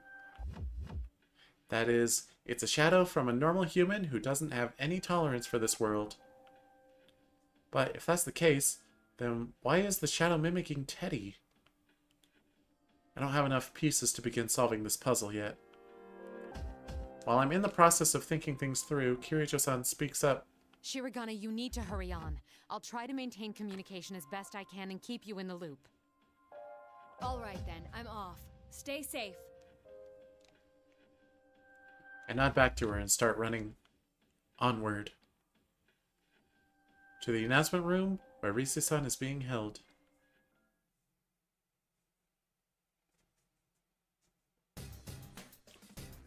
As I hurry on, led by the invisible walls, I reach a classroom. I'll be forced into another fight here too, no doubt. Looks like you're chugging right along. And now, another special guest for you. The gloves may be off putting you up against this one, so I want to see your best moves out there, Nachan. Now, bring out the next opponent! I see a silhouette framed in the spotlight. It's... well, how could I forget that attire? You're Akihiko Sanada, as I recall. Interesting. I've been gone for a while, and here I meet a stranger who knows who I am. You're a member of Mitsuru Kirijo's organization. Her friend, actually, no? Oh, I see. So it's really Mitsuru you're interested in, ace detective. His words caused me to tense up. He just called me Ace Detective. Perhaps I was just a guess from my family's name, Shirogane, but he could know that I'm spying on them for the police. I carefully search his eyes for anything that might tell me how much he knows. He looks me over from head to toe and immediately sneers mockingly. Jeez, look at you. You have the physique of a 12-year-old. Oof. What? A detective needs a strong body more than a strong brain. All-night research sessions, long stakeouts. You need stamina for that. But look at those twiggy arms and legs of yours. You've got an overdeveloped chest, but from the looks of it, I'd say it's all fat and no muscle. Seriously. What? What's wrong with him? That's the part of my self-image I'm most sensitive about. Let me teach you the secret to bodybuilding. First thing, protein. Second thing, protein. Third, fourth, and fifth, more protein. You know, it's not that out of character for him. Don't you think that's rather unbalanced? Sanada-san flexes his muscles like a bodybuilder. Finally, you gotta spar. 1, 2. Ah! He said sparring, but that punch was meant to do serious damage. This is absurd. However, putting his unhinged talk aside, his skill as a fighter isn't something I should take lightly. Shoot, I can't dodge them all. Stop it, Akihiko. Mitsuru? Sanada-san stops suddenly as a familiar voice echoes through the room. You're under the effects of an illusion. Shirogane has done nothing. Do not attack. Dang. Mitsuru actually putting in work trying to stop people from fighting. I mean, it's all for naught, but that's the first time that's really happened. What do you mean? He's the one who attacked me all of a sudden. I attacked. Suddenly I remember. That's right, this is all an illusion. I never met Sanada-san before, so I don't know what his usual self is supposed to be. On top of that, I allowed the first thing he said to get under my skin. How stupid of me. I let myself get swept up in the situation and failed to realize what was really happening. From my perspective, it was you who dealt the first blow. We were both being shown an illusion to make us fight each other. Shirogane is an excellent detective and a persona user. I told him everything. He's agreed to cooperate with us. Yeah, but we still gotta fight. He was originally on the scene as a police observer in this case, so we've already met. Kiryu-san and I explained to Sanada-san what has been happening up until now. It's a relief to learn that, despite his appearance, he's actually quite a reasonable man and quick to pick up on things. That noise-like phenomenon that fogs your senses is already gone. You should be able to communicate normally now. Eh? It's gone? We introduce ourselves and shake hands. Looks like I fell for a cheap trick. I'm sorry for forgetting myself too. I can't even claim to have been unaware of the deception. So you're a persona user, huh? Well, since fate already brought us together, want to test your skills before you move on? Sanada-san slams his fist together. Akihiko, you're doing it again. Just cooperate with him. Never! Alright. Come on now, To. Let's go. Oh, wait, the tournament rules say... As Sanada-san walks away, as I figured, he hit the wall. Are you alright? What's the matter? What happened? I don't know. There's some kind of invisible wall here. The rules dictate that only the winner of each match can advance. So, He was flustered mere seconds ago, but now Sanada-san has taken on a more lively expression. So we need to have a match, even though we've got nothing against each other. We're fighting after all then, huh? Alright then, come at me. please go easy on me.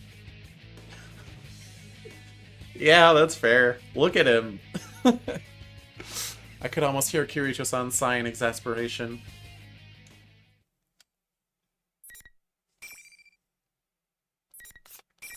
I mean, they're older, but the P3 cast canonically bodies the P4 cast.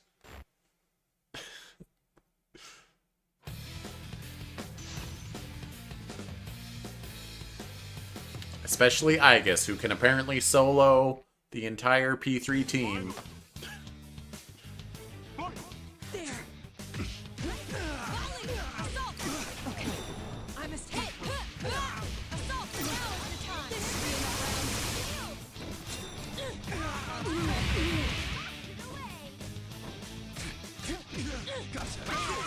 Ow! He countered my all-out attack.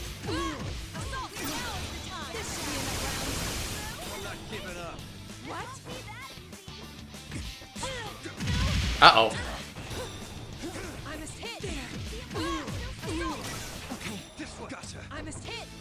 I must hit. I must hit you.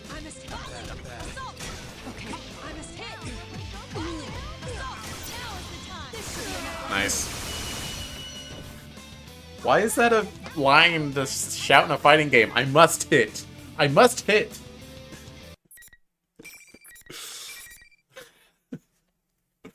Probably a weird translation thing. Why does that crack me up? Great bout. You're good. About? What an annoying rule. Wait a second. That reminds me. I saw that guy calling himself General walking with a girl. If only one person can move on, that's against the rules. The fake Teddy and Rise-san were together all this time. Then could the girl he's talking about be Rise-san? No. Do you remember the details of what this girl looked like? Sanada-san tells me about the girl he'd seen. What he said matches the description of the unknown girl Kanji-kun had talked about. Which means that there's a high probability that the person seen walking with her was not the general, but the real Teddy. At the very least, this is evidence against the argument that Teddy is the general. This creates another theory, though. If the general is not really Teddy, then he's someone else's shadow. And there's only one person that fits the bill. Well, not person per se, but... If that girl was Labrys, then... well, is it possible we're dealing with her shadow? That's right, Labrys. If she has a heart capable of using a persona, then it stands to reason that she could create a shadow. In light of how the events of last year played out, it makes perfect sense. She was kidnapped by someone who threw her into the TV world, creating a reflection of her heart. None of the data I have shows any connection between Labrys and Yasagami High. On top of which, I don't see how she'd know about you or your friends. That's what I'm saying. I've been having doubts about that as well. But at least I have a feel for what's going on. What Labrys' kidnappers hope to gain from this remains unknown, however. At any rate, it wouldn't be good if the shadows were to run into its owner. Either way, it's best if I head to the announcement room.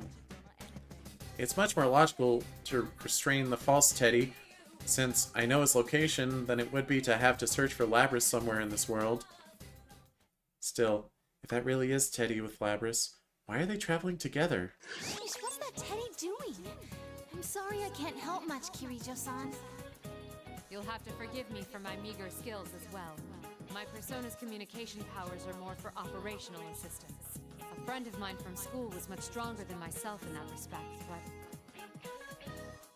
Oh no, it's all that stupid bear's fault anyway. He's a real genius for making people worry.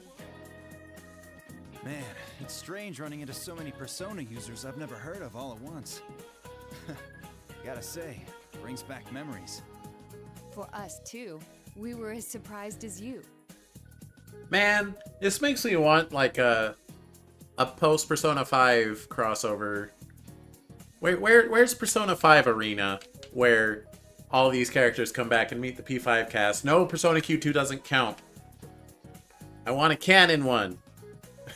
Not to say that the possibility of other Persona users hadn't crossed our minds, but to actually meet them.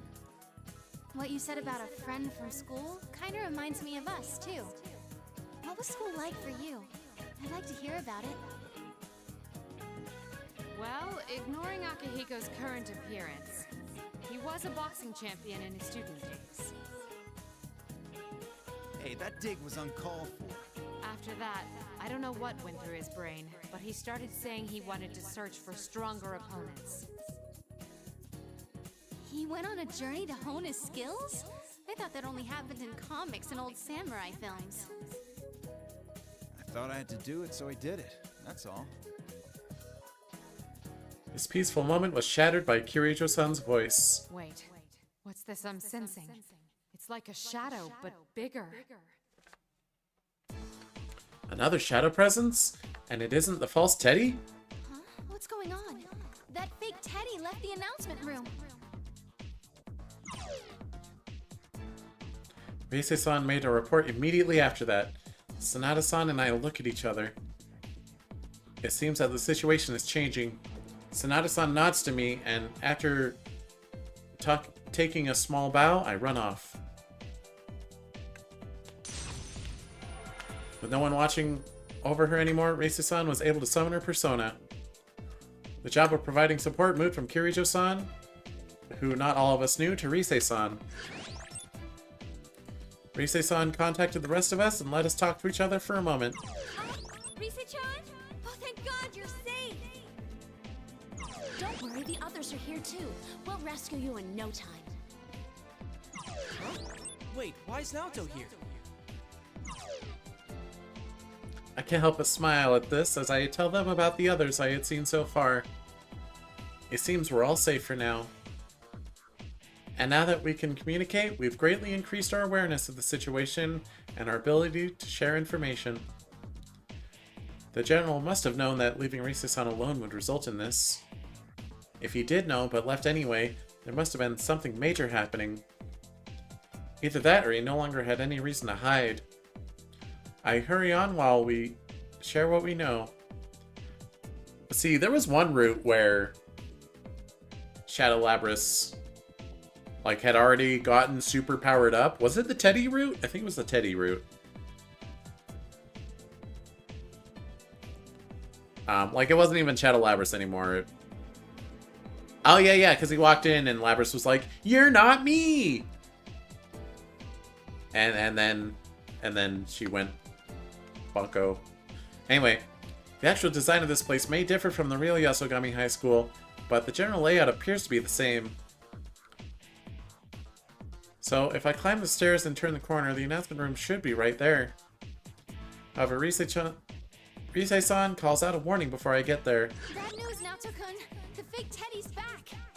Too late. Huh? What the? Is that the real Teddy? Hey, the real Teddy's here too! He's got some girl with him. I don't know her. The fact that Rise's communication didn't get cut off once General Teddy reappeared is somewhat worrisome. But then again, General Teddy doesn't have the time to bother watching Reise-san. After all, if the real Teddy and Labrys are both right there as well, he has more important things to be concerned with. This confirms that General Teddy is a fake. It's only natural, then, to assume that he is Labrys' shadow in disguise. But that makes things dangerous. Labrys and her shadow are confronting each other. Reise-san should know the danger of this situation, but she doesn't know Labrys. She might not realize what the relationship between the girl and the shadow... what the relationship is. I was like, we're missing a verb in there. I have to warn her. But before I can speak, it happened. Wait, what's with that girl? The static gets worse. Reise-san? Reise-san! Why can't I communicate with her when she's so close? There's something happening in the announcement room. I run as fast as I can towards it. As I reach the door, I hear a loud scream from inside. I slam the door open without a second thought and prepare for a fight. But the attack came from an unexpected assailant. Of anyone in that room, I wouldn't have thought it'd be... Huh? What happened? Huh, not very many fights in that route. Alright, we're gonna do Akihiko next. But for that I'm gonna BRB, haha.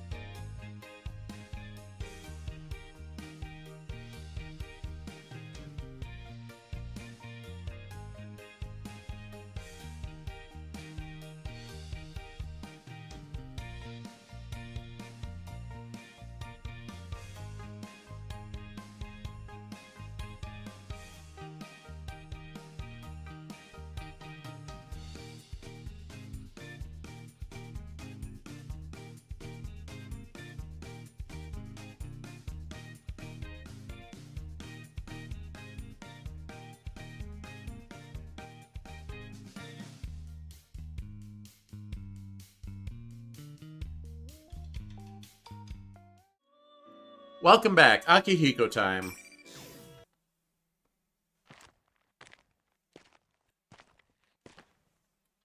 You better explain your outfit, boy. I'm a long way from home. Oh, I gave him like a really, really deep voice in Persona 3. So I guess I'll keep doing that. Ever since I left Japan, I've been constantly searching for places to test my strength. Before I knew it, I wound up on the butt end of the globe. What are you, Shiro Emiya? As I walk down a dark alley, a dry wind blows. I can see people inside the buildings, but I don't sense any life here. This song? This song, okay.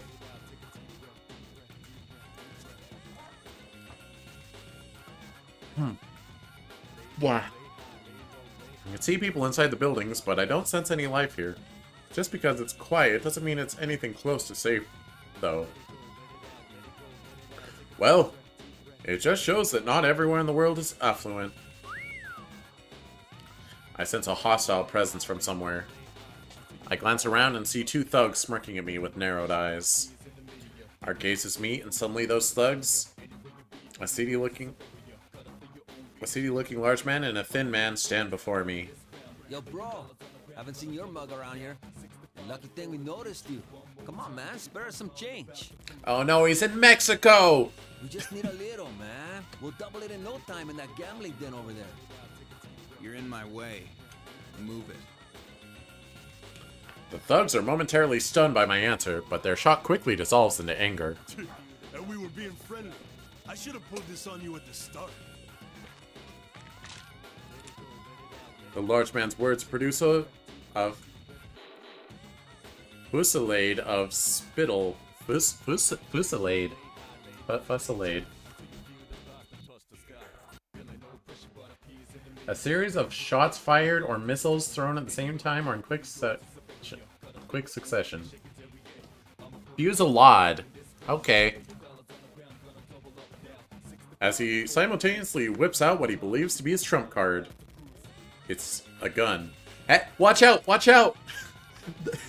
I played Persona 3. Those are so dangerous. They're more dangerous than anything else. I mean, in real life, yeah, but come on. No, but it's not a threat to Akihiko. He would never. What, do you think he's Junpei? He would never. He waves the muzzle in front of my face in a threatening manner. Body like that, and you gotta resort to a gun? Pathetic. To begin with, do I really look like I carry that much money on me? Ain't you Japanese? Most Asians stupid enough to come waltz around here are loaded. Come on, give me everything you got, or it's gonna be your brains on the floor. The large man is quite short-tempered. I wonder if his mood swings are due to a lack of calcium in his diet. I guess you really don't get to choose what you eat when you live in a place like this. The large man apparently realizes that he can simply take my cash when I'm dead, and his fat finger squeezes the trigger before I can reply. A gunshot rings out and sends a shockwave through the alley's dry air. Son of a bitch! Oh. The large man stands stupefied.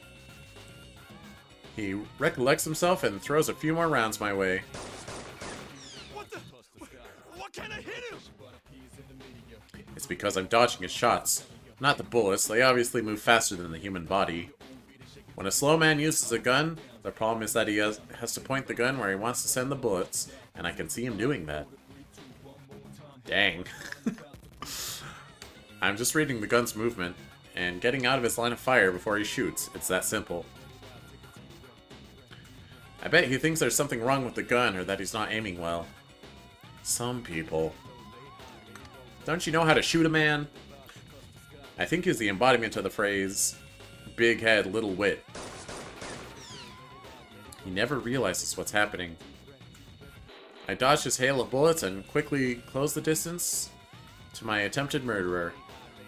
I get a good look at his face, contorting in fear and confusion. Checkmate. Akihiko's so cool. I strike once, burying my fist into his porcine gut? Porcine? Is that like pork? Porcine, having to do with swine.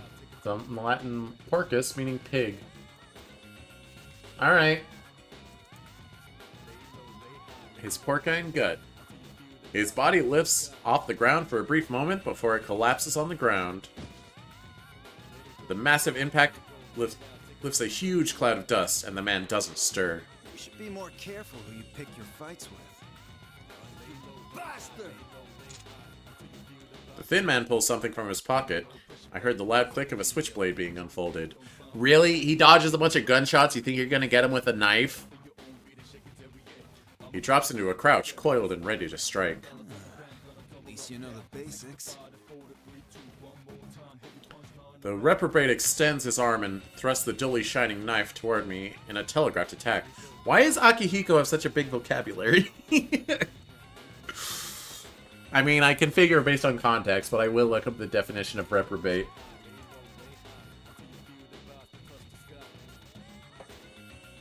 A depraved, unprincipled, or wicked person. Okay. Log that one away in the old noodle.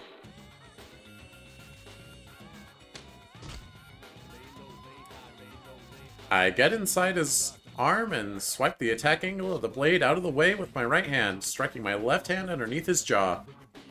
Since he attacks in the most obvious fashion, I repel the attack with the most obvious counter.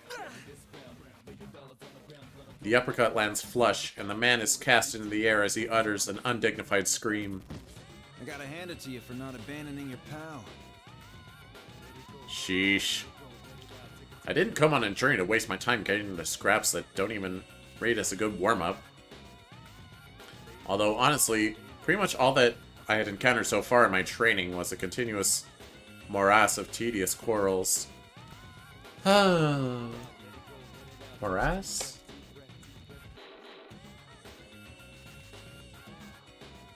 An area of muddy or boggy ground, a complicated or confused situation. Okay.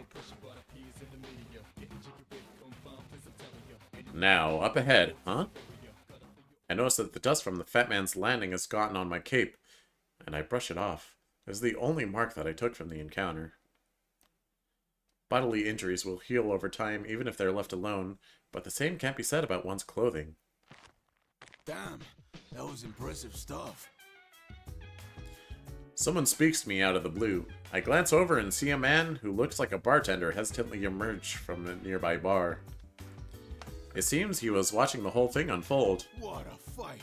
And against a man with a gun? Are you a ninja or something? That's not important. We're the police. I'd have thought all the gunfire would catch their attention. The bartender responds to my bewilderment by laughing in an even more dumbfounded manner and shrugs. Things like that happen all the time. The only authority here is the cartel. Everyone who's not connected dies in poverty. That's been how it works for over 50 years. I see. Those who are not connected. Upon hearing that, a bitter feeling wells up inside me. Everything in this world relies on connections, and connections are just another form of power. People say that what's most important can't be obtained by power, but I figure that means the other 99.9% of everything is simply a matter of power. That includes one's lifespan. And at time, the lifespan of those close to you as well. Hey, why not stop in for a drink? It's on the house. Seeing what you did made my day. The bartender's cheerful voice snaps me out of my ruminations. Are you sure? The cartel you mentioned might not like that. Hey, I'll get off easy compared to you. All I did was offer you a drink, not beat the hell out of their goons. A drink, huh? Do you have the good stuff in stock? Huh? It's hard to obtain that certain something around here. I haven't had any for a couple days now. Actually, I'm starting to go into withdrawal. What is it you're talking about, mister? Listen, I run a clean bar. Protein. I need a double shot of protein. Of course. Huh? Bro. Make it quick. It's only half as effective 30 minutes after I burn some calories. sorry, I don't know that brand. Is that some kind of sake? No. It's alright if you don't have any. Sheesh, what am I thinking? You never know unless you try, but it's pretty stupid of me to expect that a bartender in a dive bar like this would have protein drinks. Do they sell protein drinks at bars? Google. Sell protein drinks at bars.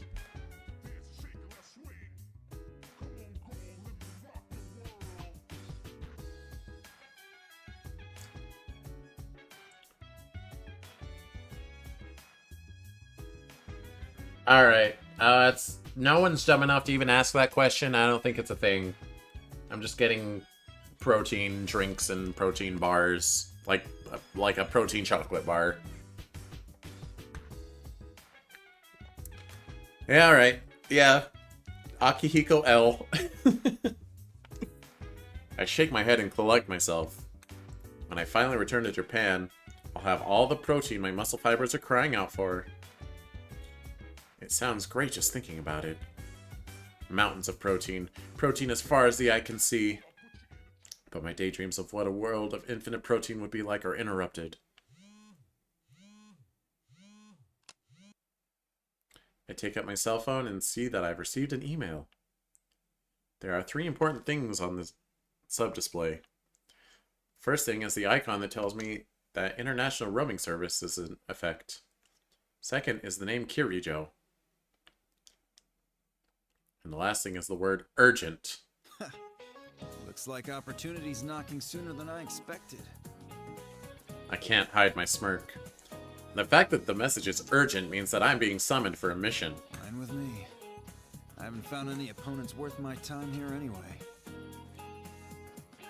Plus, the training journey I'm on was preparation for these missions. It was on my way of showing that I would be suited for taking on these special missions as a professional.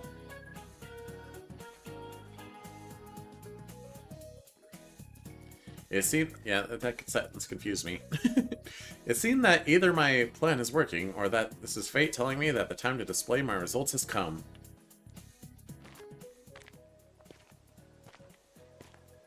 I can't wait to see what kind of challenge there is in store for me now. I imagined that this unknown enemy... what this unknown enemy could be, and thrust my left fist proudly towards the foreign winds. I can't keep my body from trembling with excitement, and I plant my fist into my right palm. So that's like as soon as Labrys disappeared, contacted Akihiko. After a flight that took me, I arrive in Japan. Every time I fly, it always strikes me how cramped the seats are and how dull it is to be on long flights. Considering that we're being placed in a hypoxic environment, it's a waste not to equip the seats with pec decks or give us access to some cardio equipment. What is a pec deck?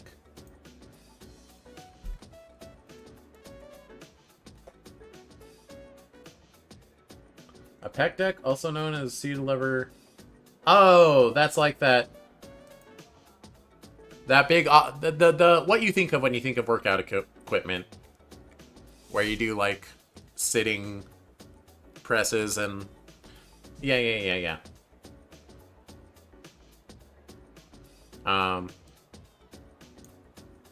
Here's a picture. JK lol. That's not a picture.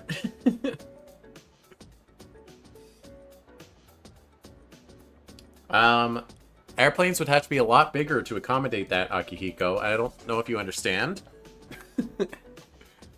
It would be interesting if like, you could have a treadmill. But it would get so smelly.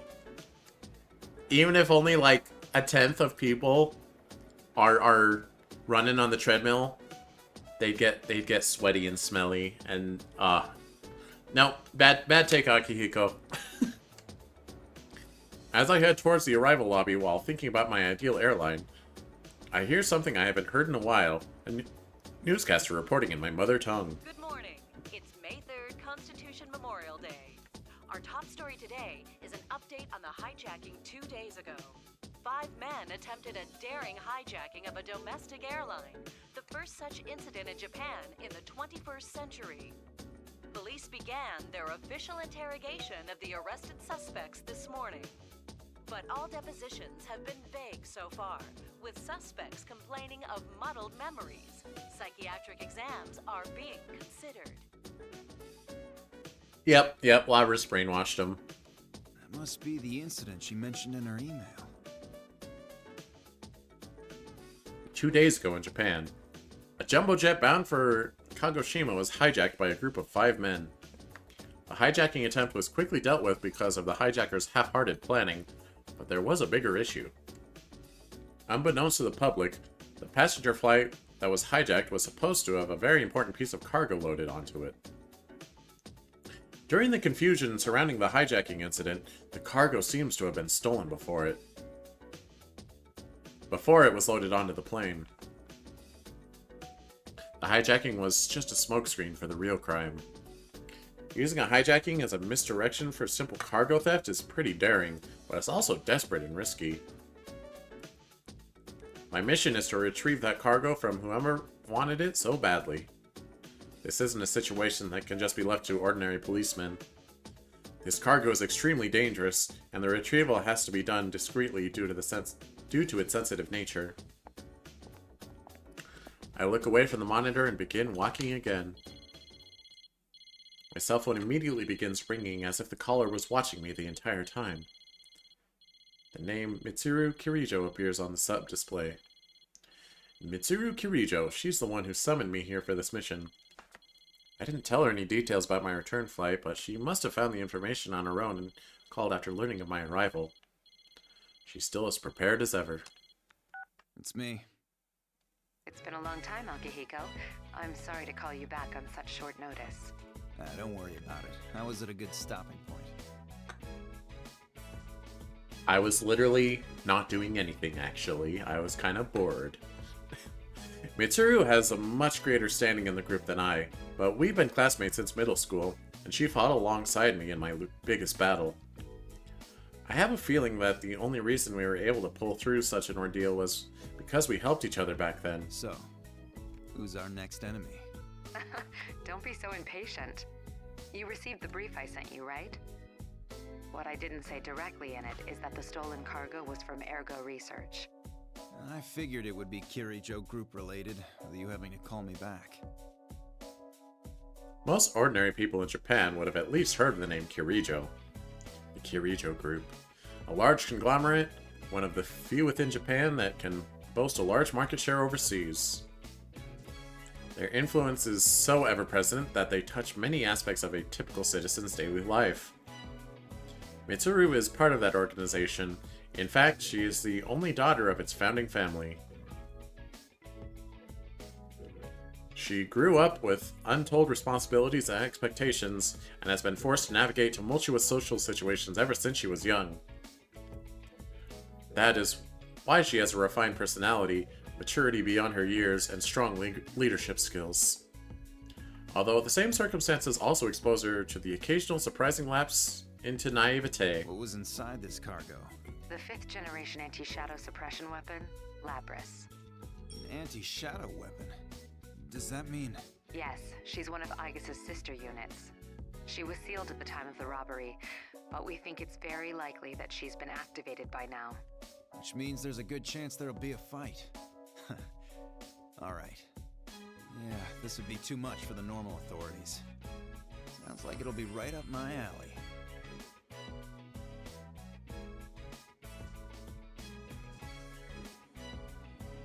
The man who ran the group 2 generations ago, Koetsu Kirijo,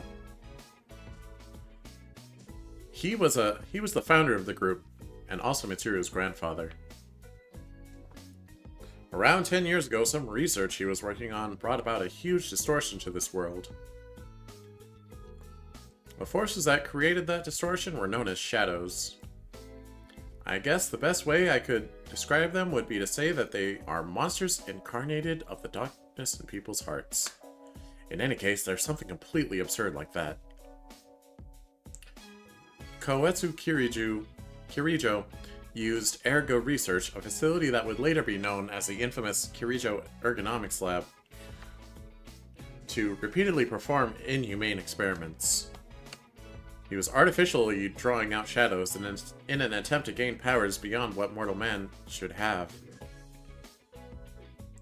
But the experiment failed during the final stages.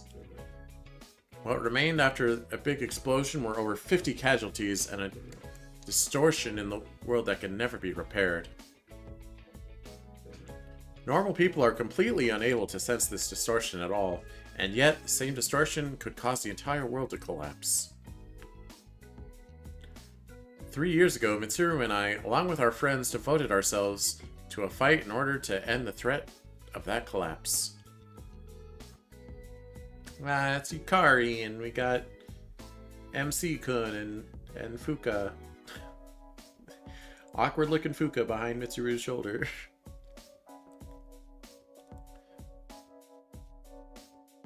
Aw, look at them. The bonds and precious memories gained from them are engraved upon my heart, and I haven't faded to this day.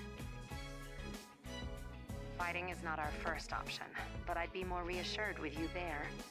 We have a general idea of where it was taken, the Inaba area, where there were reports of suspected shadow activity last year. Okay, I'll meet up with you at the actual location. Are you heading directly there? You never change. Let me know if you need anything and I'll make the arrangements. Protein, that's all. What? No, it's better I don't ask. I'll send you the precise location later. Sorry to call when you've just returned from a trip, but I'm relying on your assistance. You went to a lot of trouble to create the Shadow Operatives. I won't do anything to tarnish the name. I'll see you there. The Shadow Operatives. That's the organization I'm a part of. We're a joint task force comprised of the Kirijo Group and the police. Officially, we do not exist. Our main mission is to deal with shadows related to cases that the police are incapable of handling. Our objective is to prevent or minimize the collateral damage caused by shadows. Shadows can only be defeated by Persona users. Mitsuru, myself, and many of the members belonging to the Shadow Operatives have personas and knowledge about them. Mitsuru has fully dedicated herself to prevent Kirijo's tainted legacy from falling into the wrong hands. That is her... No, it is the shared duty of all of us in the group. I noticed that I've unconsciously formed my hand into a fist. I have an email from Mitsuru giving me the details on the meeting location. As usual, she's thoroughly planned this out. Inaba, huh? A smile appears on my face. An opportunity to use all the skill and strength I'd been honing. I will commit every fiber of my being to fulfill the duty I've been given. I couldn't ask for more.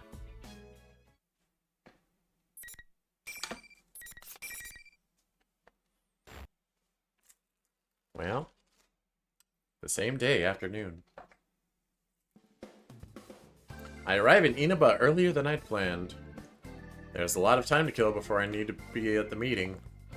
In order to get a feel for the town and what's going on, I decide to walk around a bit. From the looks of it, it's an ordinary countryside town. I can't believe that people think a level 4 shadow-related case occurred here last year. As far as I can tell, there doesn't seem to be any disturbance going on right now. It looks like that unit named Labras isn't running amok here either. As soon as I stray from the main street a bit, it's mountains and fields as far as the eye can see. The air is clean and traffic is pretty light, so the town has that going for it. This would be a great place to go running early in the morning.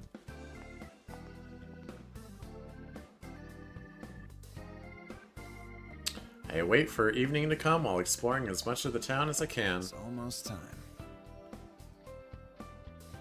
My cape flutters in the wind as I shadowbox and jog to the meeting area, an intersection on the outskirts of what this town would call its shopping district. Meeting up in a rural area like this is a bit of a tricky situation. Since the Shadow Operatives do not officially exist, We need to draw as little attention to our mission as possible. Hopefully we can quickly join up and be on our way so that the residents don't take notice of a bunch of outsiders assembling in their sleepy town. Unfortunately, when I arrive at the meeting point, Mitsuru and the others are nowhere to be seen. Did something happen? I doubt she'd run into any trouble she couldn't handle, though. Could it be that I'm in the wrong place? There aren't any tall buildings to block my view, so I look in every direction. The only thing obstructing my view is a mountain of garbage that looks like it might be a scrap heap or junkyard. I may as well be diligent and head over there just to make sure. Wait, so the P4 team, they went in like the morning, but I didn't realize the P3 team went in the evening? Huh. But then again, Kanji went in like a day before. But they all seem to line up their times of operating in there. I don't know. I enter the area and think it's full of all kinds of junk. Wait, and it is. It's not that I think it. Cars and household appliances, large and small, are piled into small artificial mountains. I test my footing and begin climbing up the stacked trash. Looking down, I spot a long black limousine that is completely out of place in this tiny town. I come to a realization and sigh. Of course. They'd stand out no matter where they were, so they could only park here. Yes, that's exactly why, Akihiko. Two of my friends are standing by the limousine. A woman decked out in a fur coat and a mechanical girl. It's Mitsuru and Aigus. Right before I call out to them, Aigus does something bizarre. She extends her right arm towards the TV screen in front of her and... Aigus's hand is passing right through the screen. Her steel fingers aren't breaking the TV screen, they're definitely going inside it. Concentric rings of white light are rippling forth from where she inserted her hand. It's the same as mine. It's hard to say definitively since this is my first encounter with it, but I believe this reading is from a personality module. Does that mean our retrieval target is inside the TV? I don't understand how or why, but it seems that people can enter that TV. If that's the case, it would be the perfect place to hide stolen cargo. That makes things easier. Huh. Sounds like fun. The two of them look up, surprised. Is that Akihiko? I leap off the mountain of trash and land in front of them. You didn't show up at the rendezvous point, so I went looking and found you here. This whole TV thing is pretty interesting. Akihiko, what on earth are you wearing? Just what were you doing overseas? They didn't explain why he's dressed like that. Didn't I tell you that I was on a training expedition? Like, I was expecting him to, like, I don't know, get randomly attacked by a dog and it shredded up his trench coat. Whatever. Don't tell me you came here from the airport like that. Does the concept of keeping a low profile mean nothing to you? I take a glance at Mitsuru, and I can tell that she's summoning up her coldest stare. This clothing allows me to have much better mobility, but I don't think Mitsuru is going to listen to my explanation. Mitsuru-san, I believe we have lost the right to complain about that. Glancing at Mitsuru's clothing once again, I can't help but sigh. Since Aigus had already voiced what I wanted to say, I decide not to make a comeback. Mitsuru simply shakes her head and sighs back at me. Seriously, this is what happens when you grow up in a wealthy family sheltered from the lives that normal people live. Anyway... I slam my left fist into my right palm. Aigus's sister unit, Labris. She's apparently inside a TV located in an obscure part of the countryside town. I gotta wonder, what else could be waiting for us inside? We can get inside from that TV, right? What are we waiting for? Still the same Akihiko. We don't know the situation inside yet, and we'll need a secure means of getting out. So what? If we want to get this Labris back, someone has to go inside, right? Well, that's... Mitsuru is at a loss for words. I know that I'm voicing my opinion more forcefully than she's used to, but it's what I have to do. I know Mitsuru well enough to sense when she needs someone to prod her into action. Wanting to exert control over every situation is a commendable trait, but in certain situations, waiting doesn't allow you to seize any more control, and it also gives your opponent more time to prepare. Our target hijacked a plane to throw her into a TV in this town. If we sit on our hands, it's possible we'll be put in serious danger. One sec. I lock eyes with Mitsuru and take a step towards her. We're different from how we used to be. We made the choice to fight shadows as professionals. That's why I traveled around the world and trained harder than ever. And now that something's actually come up, you're hesitating? We agreed to do this. I'm ready to stake my life on the mission. 3 years ago, I had said that it was my duty to help in the fight, but looking back on it now, I know that a lot of it was just for kicks.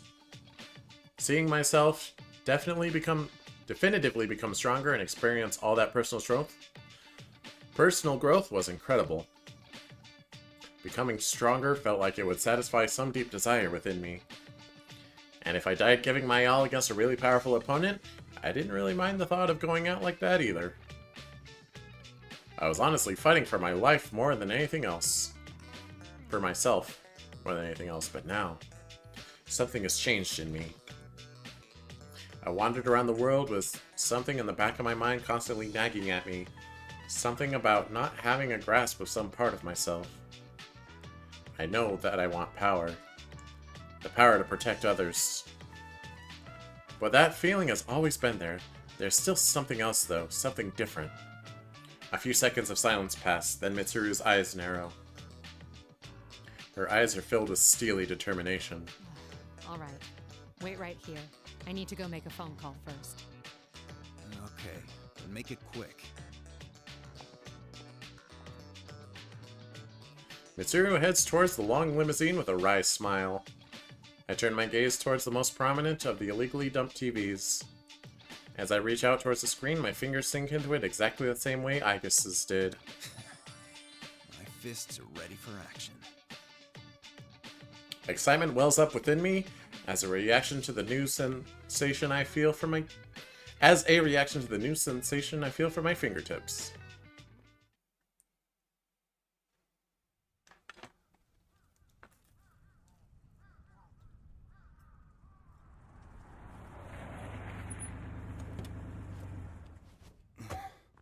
The other members will wait here in the car. Yeah. If we all barge in and something happens, they'll be devastated. Now that you mention it, at least one of us should be staying behind as well. I am not staying.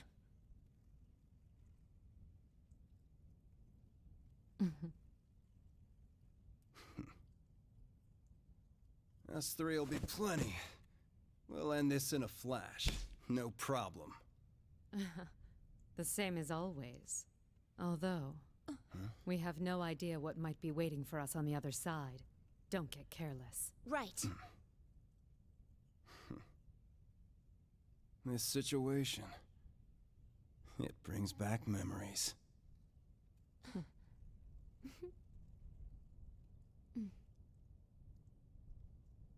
Ready!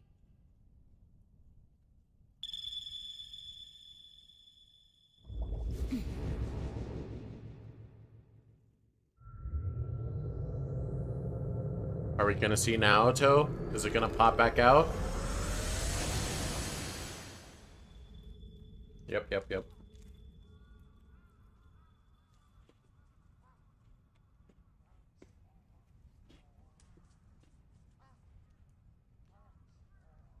Why enter the TV? What's going on?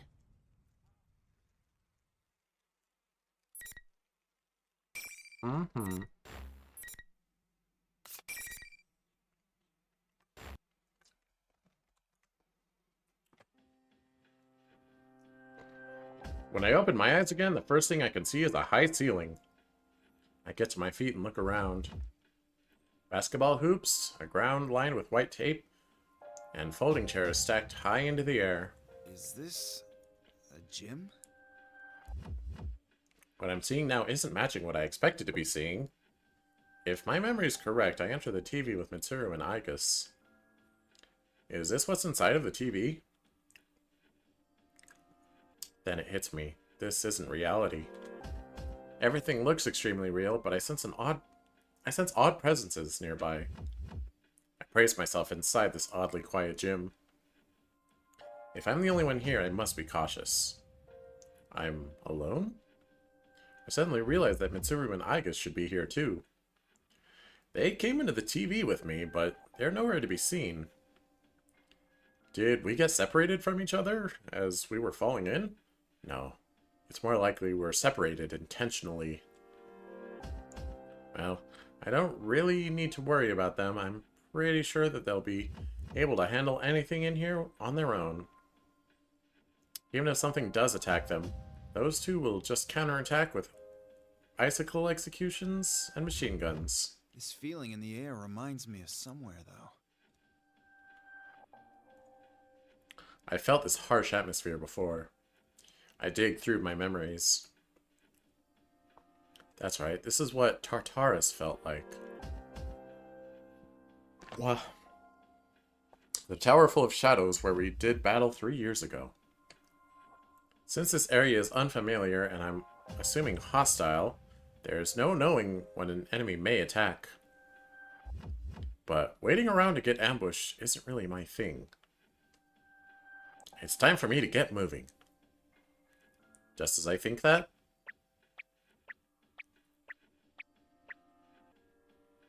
What in the world is that? He runs into Teddy first? Huh. A bizarre object approaches me from further inside the gym. It's red, blue, and round. Yeah, I recognize this walking sound effect. What about it?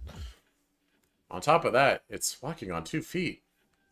I've wandered all across the globe to different regions, but I've never seen such a bizarre creature as this. Huh? There's a weird guy in a cape. Weirder still, it's able to communicate with me. You think you've got the right to call me weird? You seem suspicious. How rude! I'll say the same back to you. Being half naked and wearing a cape is totally suspicious.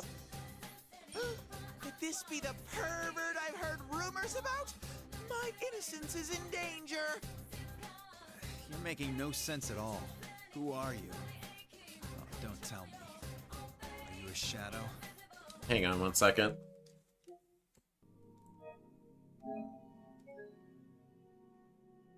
Come on.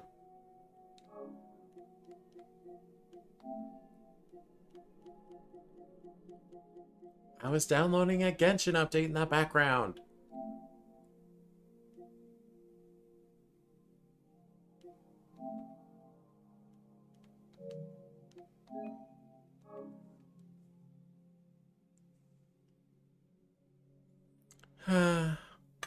I really should buy another, like, long Ethernet cable just to connect the PS5.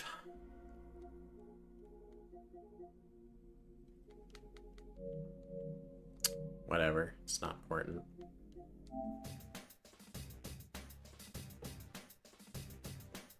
Huh? I'm Teddy! Teddy! So you are a shadow. I just said I'm Teddy! Teddy! It's easy! No bear has fur that color, or can talk. How cruel! I'm an adorable, sexy beast, no matter what angle you're looking from!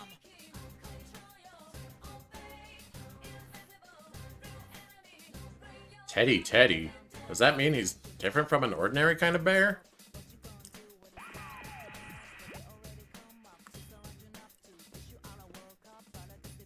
Suddenly, a monitor nearby springs to life. But what appeared on it was also red, blue, and round. It's another bear thing, or to be exact, it was also Teddy. I can't have you wandering about on your own. You're such a troublesome bear. You're the troublesome one! How dare you do whatever you want while looking like me? It's a violation of my image rights! Violation. What's going on? Are you twins or something? Huh? I've discovered an unknown half-naked caped man! An intruder! Unexpected Unexpected. X. Suddenly, the sound and image on the monitor get corrupted. Just when I thought I was going to start figuring some things out about this place and those creatures.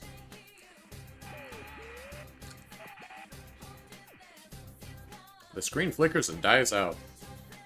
Is this some kind of ruse? The monitor pops back on. Once again, it was Teddy. Teddy's ugh is too confusing. I'm just going to refer to the TV bear as Bear Number 2. People in a lot of overseas cultures add suffixes like the second or the great onto their kids' names, so I figure I'll go with something similar. No one names their kid the Great. This is my son, George the Great. I'm in some crazy TV world, so I'm not just gonna assume that these guys are Japanese. Like, Bear Number 2's going to care anyway. I wasted enough time rationalizing this. Bear Number 2's eyes gleam in a sinister manner. He starts speaking clearly now. Case 04. Unintended intruder. Entering elimination process. Elimination, huh? I don't really have any clue as to what's going on yet. But I do know that Bear Number 2 has just won the right to be the first one here to taste my fists. I don't know exactly what's going on, but I've seen enough. Looks like you're the enemy here, Bear Number 2.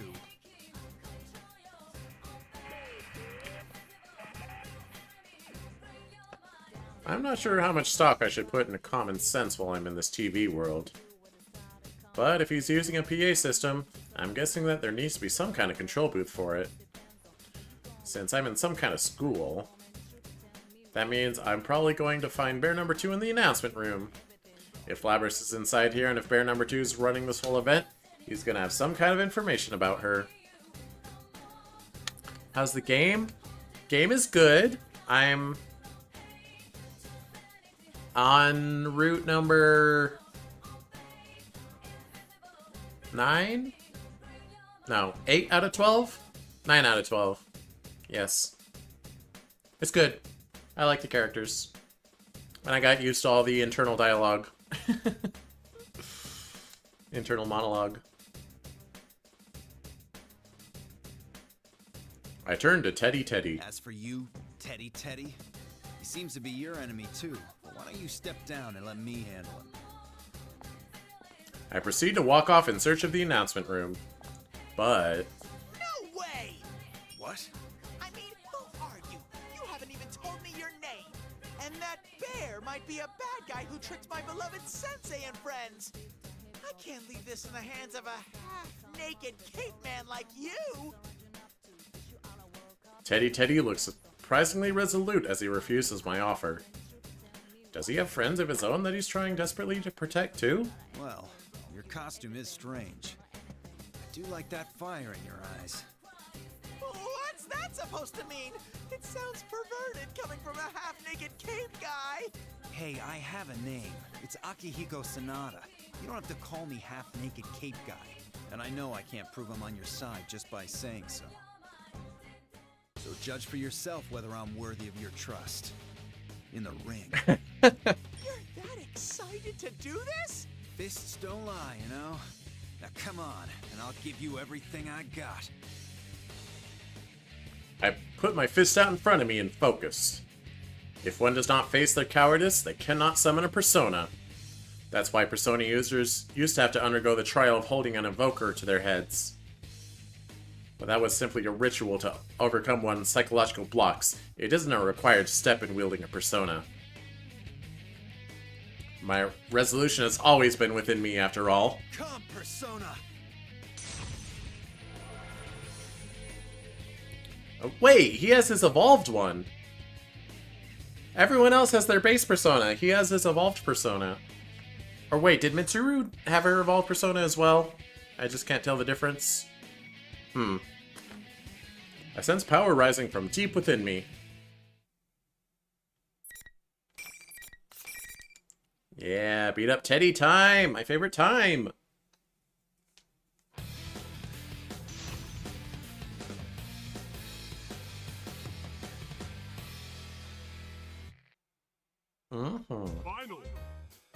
Punch that bear.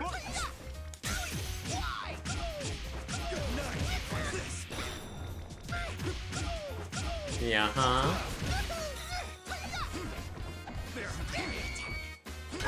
Ow! Ah! He has range like crazy.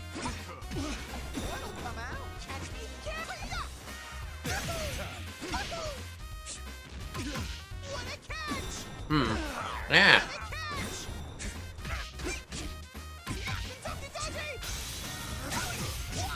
I don't know what just happened, but sure.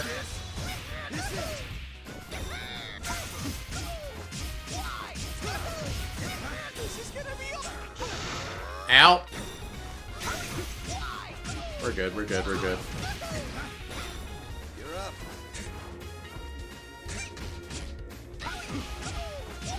His persona has a little guy inside. I don't think I noticed that in Persona 3.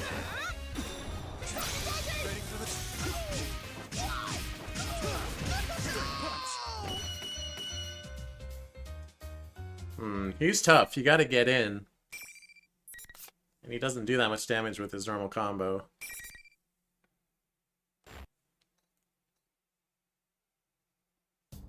The intruder is a persona user. Difficulties in elimination. Acknowledging as valid target. Bear number 2 is muttering something on the other side of the monitor after watching our bout. It seems that I've been officially promoted to the rank of valid target. Persona user? Are you talking about me? What do you mean by valid target? Irregularity has occurred. Multiple intruders detected. Emergency. Emergency. Oh, I know! It's a fighting game. You thought it was turn-based like the others? No. Persona 4 Arena is a fighting game. I've just had a fun idea! It's made by Arc System Works, you know. They made Blaze Blue and Dragon Ball Fighter Z and Guilty Gear and a bunch of other stuff. Just as Bear number 2 starts speaking like a normal person, the monitor suddenly cuts out. Seriously, who is this guy? One thing's for sure, and it's that I need information right now. I lean over Teddy's flattened body and lightly tap the back of his head. You flattened him? Teddy, wake up. No! Kanji! You're crushing me to death! What's going through this guy's head? Teddy, wake up! I smacked Teddy a little more forcefully this time. I was worried that it might make him even flatter, but that's a risk I'm willing to take. You barely know about those, probably because you're not used to using a controller. That's fair. Arc System Works makes a good chunk of the fighting games that you've heard of. Like, not Street Fighter, not Mortal Kombat, but they make a lot of fighting games. Looks like that did the trick. Teddy gets up using whatever weird stomach muscles he has and yells at me while still in that flattened state. Hey! If you hit me so hard, you'll ruin my beautiful coat of fur! I'll go bald! I do not like that portrait. And it's just Teddy, not Teddy! This is getting to be a pain. Teddy purses his lips and looks away with a huff. I wanted to demonstrate my sincerity with my fists. There's no doubt that I did that. Then again, considering how badly flattened he is right now, I guess it's understandable that he doesn't want to talk to me. Well, maybe I went a little too far. Let me at least talk to you. I have important business here too. I need as much information as I can get. Aren't you going to say sorry? Don't push your luck, or I'll pull out all your fur. Whoa. What's he so mad for? I was just joking! Well, I am a knowledgeable bear, so I'll make an exception for you and listen. Hey, I'm the one who won. Where does he get off with this attitude? It doesn't feel right letting that slide, but I don't want him getting all pouty again. I take a deep breath and turn to face Teddy once more. First off, what kind of world is this? Yes, it's the TV world. Well, at least I was right about that. Teddy then went on to explain that there is a mysterious TV program called the Midnight Channel that only appears at midnight. That TV broadcast is caused by this world inside a TV. Oh, he's not flat anymore. It seems that Teddy is back to his original appearance, or rather, his original thickness. He's like a big stress ball. That's hard to believe. But even if that's true, why does it look like this? Is this supposed to be a school or something? This is probably the school that Yosuke and the others go to. It's a real place? This world changes whenever someone comes here. I'm not sure why it's a school now, though. It changes when people come here. I used to live here for a long time, so I saw it happen a lot. You lived here? Well, does that mean you're from this world? What are you? That's, Teddy starts climbing up all of a sudden.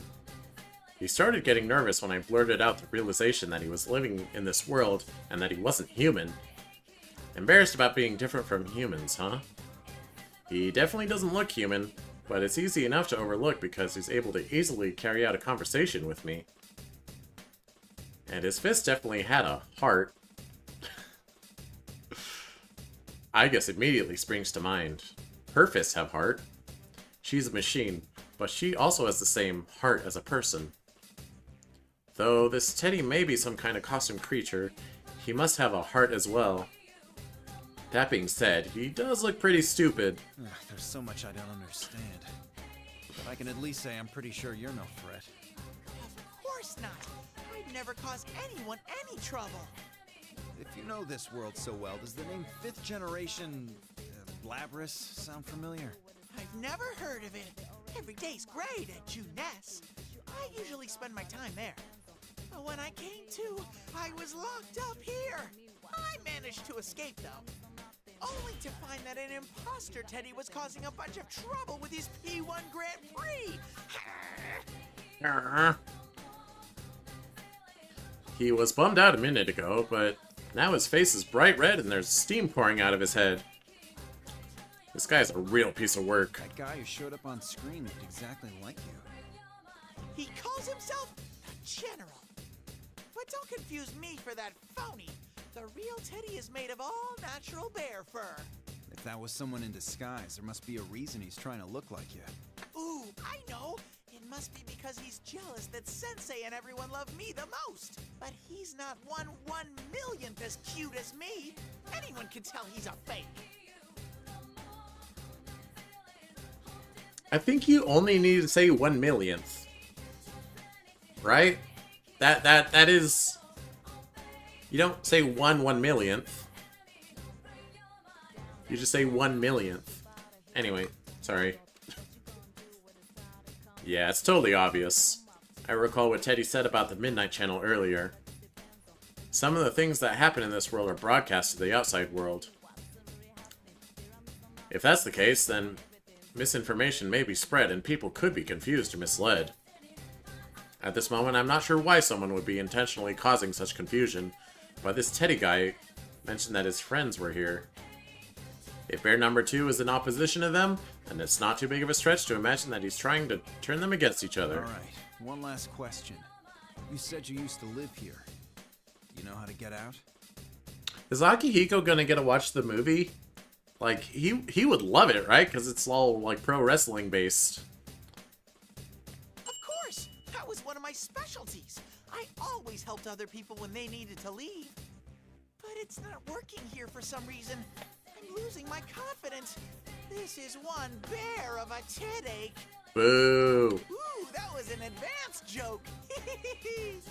More like unadvanced. More like... Never mind. There's a bad joke in my head. I'll leave it there. Don't say it, Cheese. This is no laughing matter. You won't be able to get out like this. That wasn't advanced at all. Sheesh. He did give me valuable information, though. I now have somewhat of a grasp of the situation. my main objectives of retrieving Labrys and escaping from this world. I won't be able to accomplish either of these things as it stands. And all we can really do on our own is speculate. So, bear number 2, the General, was it? I'll have to pound some more detailed answers out of him. Like with my fists. All I need to do is keep moving forward. And I'm going to move forward. And if I'm going to move forward, I don't see the harm in doing it quickly. That's it. You're coming with me. I'm assuming that I'm probably going to need this guy's help in getting out of here later, so I grab the back of Teddy's head and sprint forward. But just as I'm about to exit the gym, Teddy gets completely stuck on something. I look behind me and Teddy is wildly flailing his arms around. I don't see anything holding him back. What the? What kind of trick is this? Hey! You almost made me lose my head! Ignoring the huge fuss Teddy's making, I reach over towards where Teddy is stuck. But I don't feel anything. Guess I'll just have to try again. I pull the back of Teddy's head toward me with my full strength. Akihiko, please. He's definitely stuck on something. For a moment, it looked like the zipper on Teddy's neck warped. Whatever, it's probably just my imagination. Huh? Looks like there's a wall that I can get through, but you can't. What a bizarre place this is.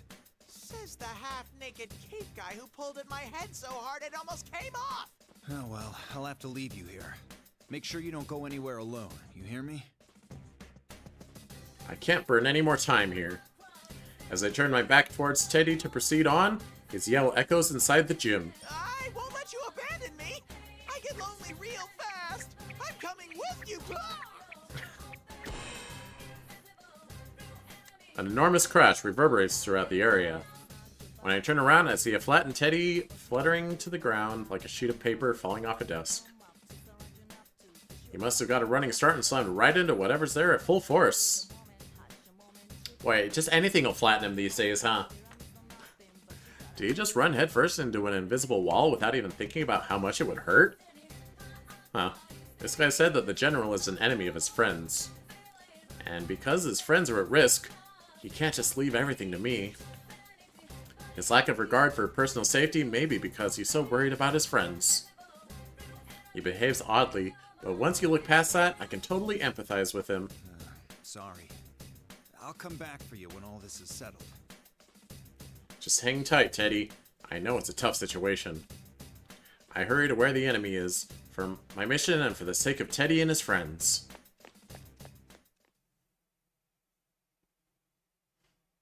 Alright, who's next? Oh, when I step outside the gym, I hear a cheer from somewhere. The voices seem to be coming from outside the school building. Did a large number of people come into this world? This place is supposed to be a world inside a TV, but this kind of seems like a real school. It feels like an event, like a culture festival or field day. There's still so much about this place that I don't know. There were many parts of Teddy's explanation that I couldn't grasp. I need first-hand knowledge. I need to see some things with my own eyes. I step out to what looks like the school's main gate and check the nameplate. Yasagami High School. I remember seeing that name in the report on Inaba. So, what Teddy told me was true. This place seems to be based on a high school that actually exists. But why recreate a high school building inside a TV? As I am taking stock of my surroundings, a high-pitched girl's voice emanates from a nearby speaker. Ladies and gentlemen, what will the next match be like? An abrupt and confusing school announcement. Cheers arise from somewhere, seemingly in response to the announcement. I sense the presence of others, and when I look around, I notice silhouettes of students that seem to be watching from all angles. Are they human? Or are they dancers? They certainly look like they're human, but I don't sense any life in them.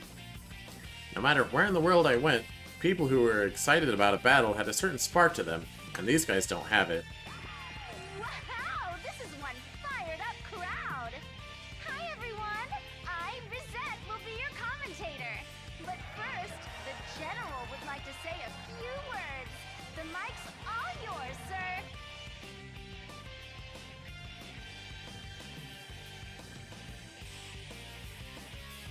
As if answering the commotion, the monitor set up in the center turns on. That General Teddy appears on the screen. Well then, I'm proud to announce the opening of our very own P1 Grand Prix! Presenting the manliest of all men! Oh, so you've come this far. I applaud your bravery in not running away. Still hiding behind a monitor? It's about time you showed up in person. I'll crush you. Nope, sorry, but I'm not falling for a cheap ploy like that. You better follow the rules. Allow me to explain. The P1 Grand Prix is a one-on-one battle. Those who are paired off must fight. Only the winner may move on. Only the winner may move on? Then that invisible wall that Teddy ran into with his face must be part of the contest this guy set up. Huh. Interesting. Who are you gonna make me fight? A bizarre laugh plays, and the image on the screen switches. What showed up next seemed like an odd commercial for a P1 Grand Prix. Did someone produce a video like this for the event? Does that mean everyone here is a willing participant? Oh, he watches it, but we don't get to watch him watch it. Actually, that's probably for the best. From the looks of it, they seem like ordinary students. I just don't think everyday students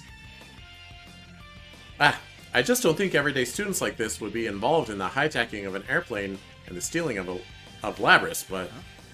Who are they? I don't have to answer that. Sorry, but I don't have time to play along. I'm taking back Labris. You are? Huh? The general on the screen looked shocked by my words. He'd been evasive or just laughed at anything I said until now, so this obviously struck a nerve. Don't think everything's gonna be that easy for you. You all should suffer, and then suffer some more! I'm not sure what specifically antagonized him, but it seems like he definitely knows something about Labris. You think you can make me suffer, huh? Well, bring it on! I flourish my cape and head into the school building. It won't be easy, huh? I think about what the general said a moment ago. Honestly, I can't really think of too many times in my life when things went easily. Growing up as an orphan, my memories of losing what was precious to me. I've never gotten too burdened by it, but I've constantly been pitied by others for my misfortunes. Whatever. I never expected it to be. The pain of loss is my source of determination. I must stay strong in order to protect those who are precious and by my side right now.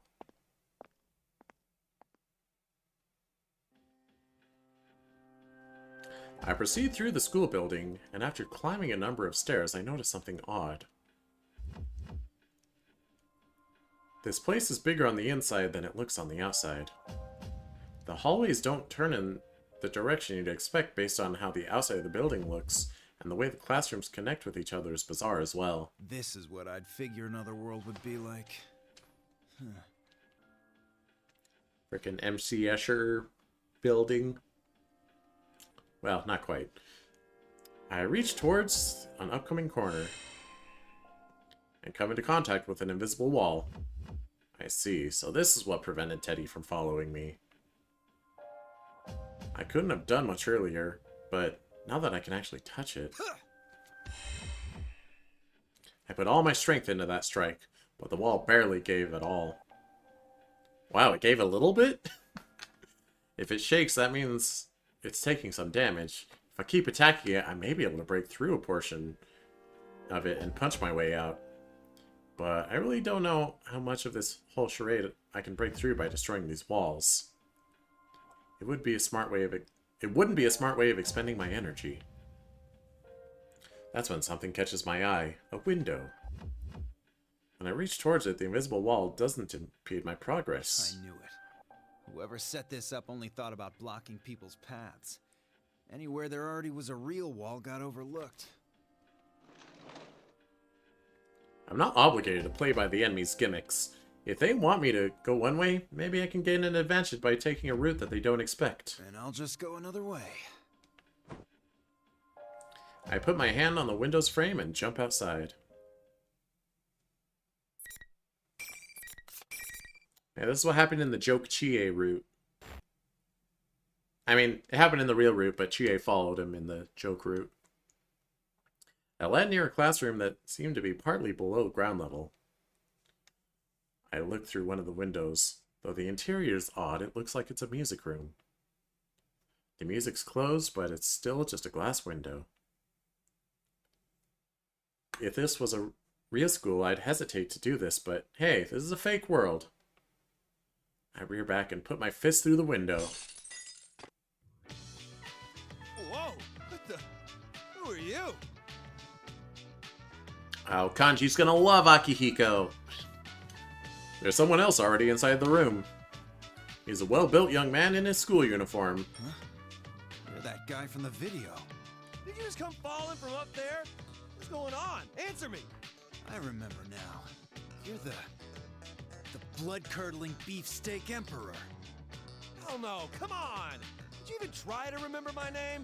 So that P1 Grand Prix thing has already started. I recall the rule that those who encountered each other must fight. The general said that only the winner can proceed. I decide to see if those rules are still in effect and reach towards the exit of the music room. I feel the same wall I felt earlier barring my path. The same goes for the window I came from. It's irritating that I'll have to follow the rules and fight, but since the walls can't easily be destroyed, I've got no choice. I don't know what kind of circumstances this Kanji guy's faced with, but if we're gonna fight, we might as well do it right. Hey, take off your clothes.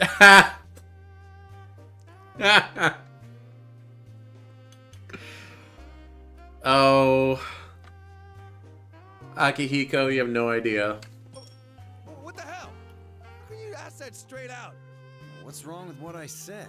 Won't it be hard to maneuver wearing that? Maneuver? Why is he getting all flustered? His face is red. Maybe he's just not feeling well? What are you all flustered for? I'm talking about your jacket. If you don't wear it right, it'll get in your way during the fight. My jacket? You just said that to begin with? There's no real meaning behind this. It's like just the way I wear it. It's plain weird. Says the guy who's half naked except for a cape. Seriously, you're ridiculous! It's bad manners to jump out a window like that. The general makes a disgusted face and seems to be pretty upset about me mucking up his plans. Sorry to say, I've never been big on manners. Too bad things didn't go your way. We'll see if you can keep that attitude up for long. You must fight whoever you're paired with. Now get started! I understand that, but I can't attack someone who doesn't have the urge to fight. I turn towards Kanji to spur him on, but his expression is completely different than it was before. The redness in his cheeks is gone, and there's a fire in his eyes that almost seems murderous. Ha! Looks like there was no need for me to worry after all. You keep saying the weirdest crap. It's like I'll have to make you leave. Let's get this started, Capey. What, now you're interested? Alright, come and get me. It's not really strong anyway. Just a thing. Nothing worthy about it. What's that supposed to mean? Shut up! I'd ask yourself that. Here goes. Okie doke.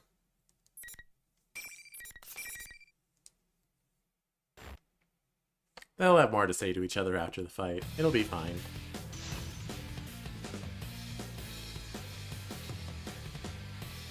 Ah, what's Akihiko's weight? Gosh dang it.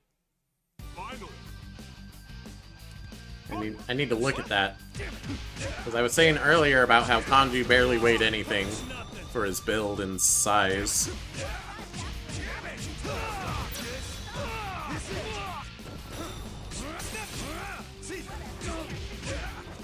I don't know what that does! What does it do? Ow.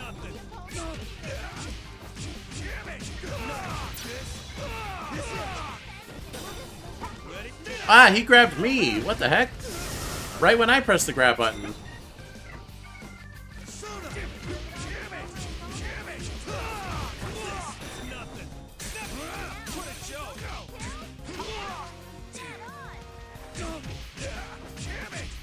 Good, good, good.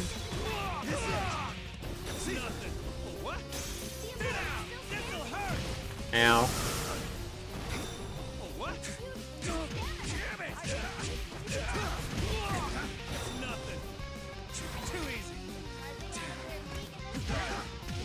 Nice. Close it out with a grab.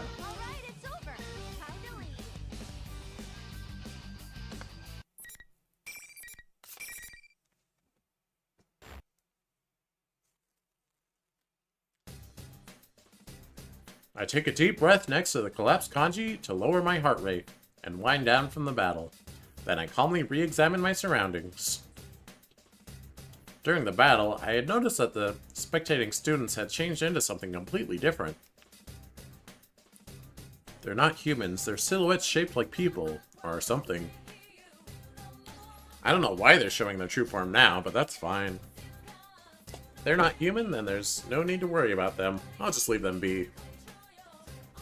And if they happen to turn hostile, I can easily crush lifeless creatures like that. Kanji regains consciousness. He's recovering much more quickly than I was expecting. It's amazing. So this is what you meant by going at it with nothing to hide. When did I say that? You're one passionate guy. Guess you're no ordinary pervert.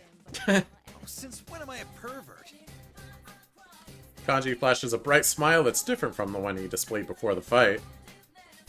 Anger and hatred have fled his body entirely.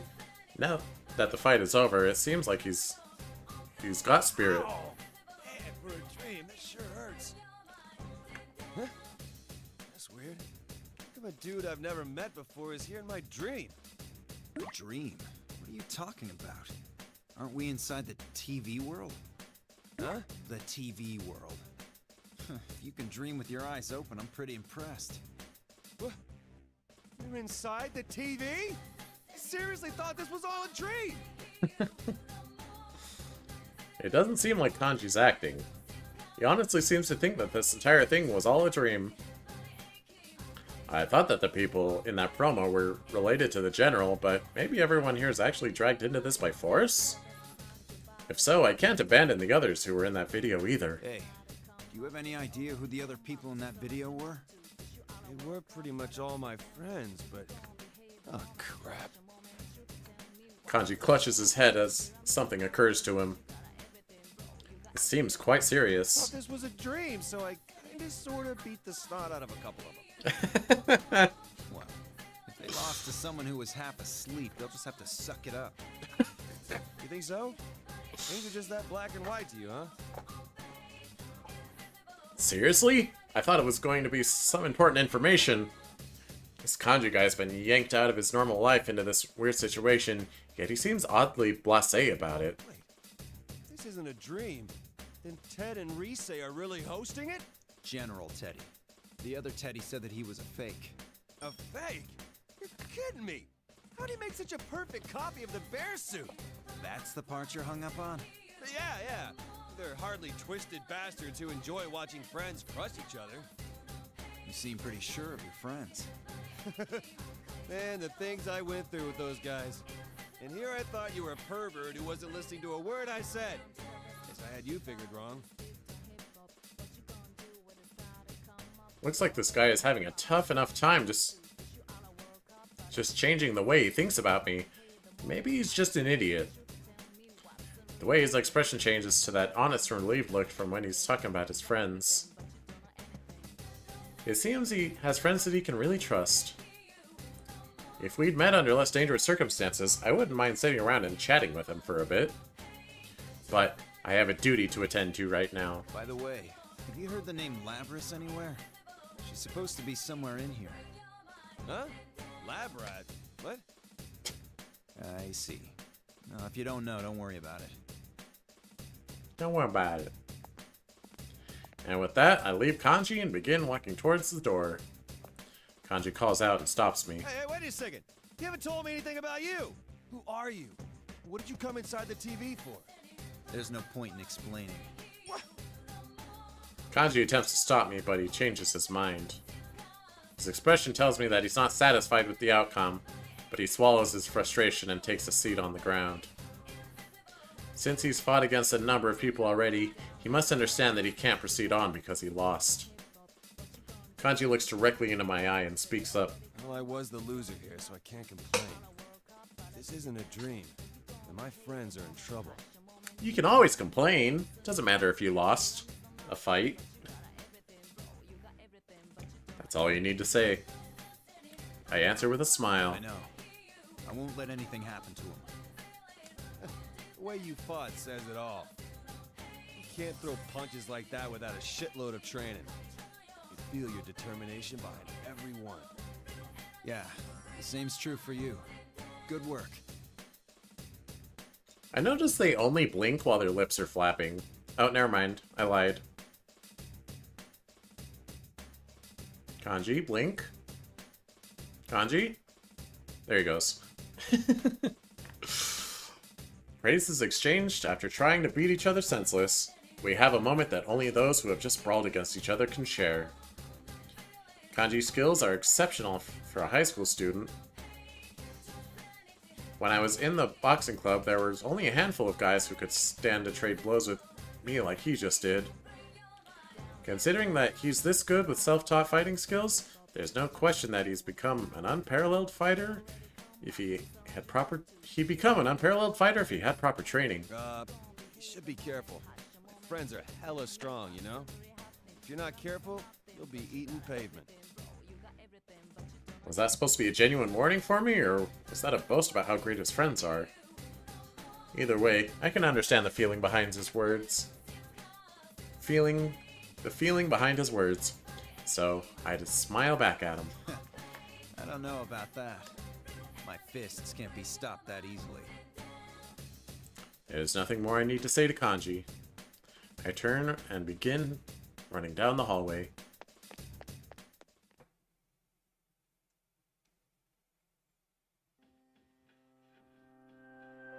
Sometime after parting ways with Kanji, This is pointless. I'm still wandering aimlessly through the school building.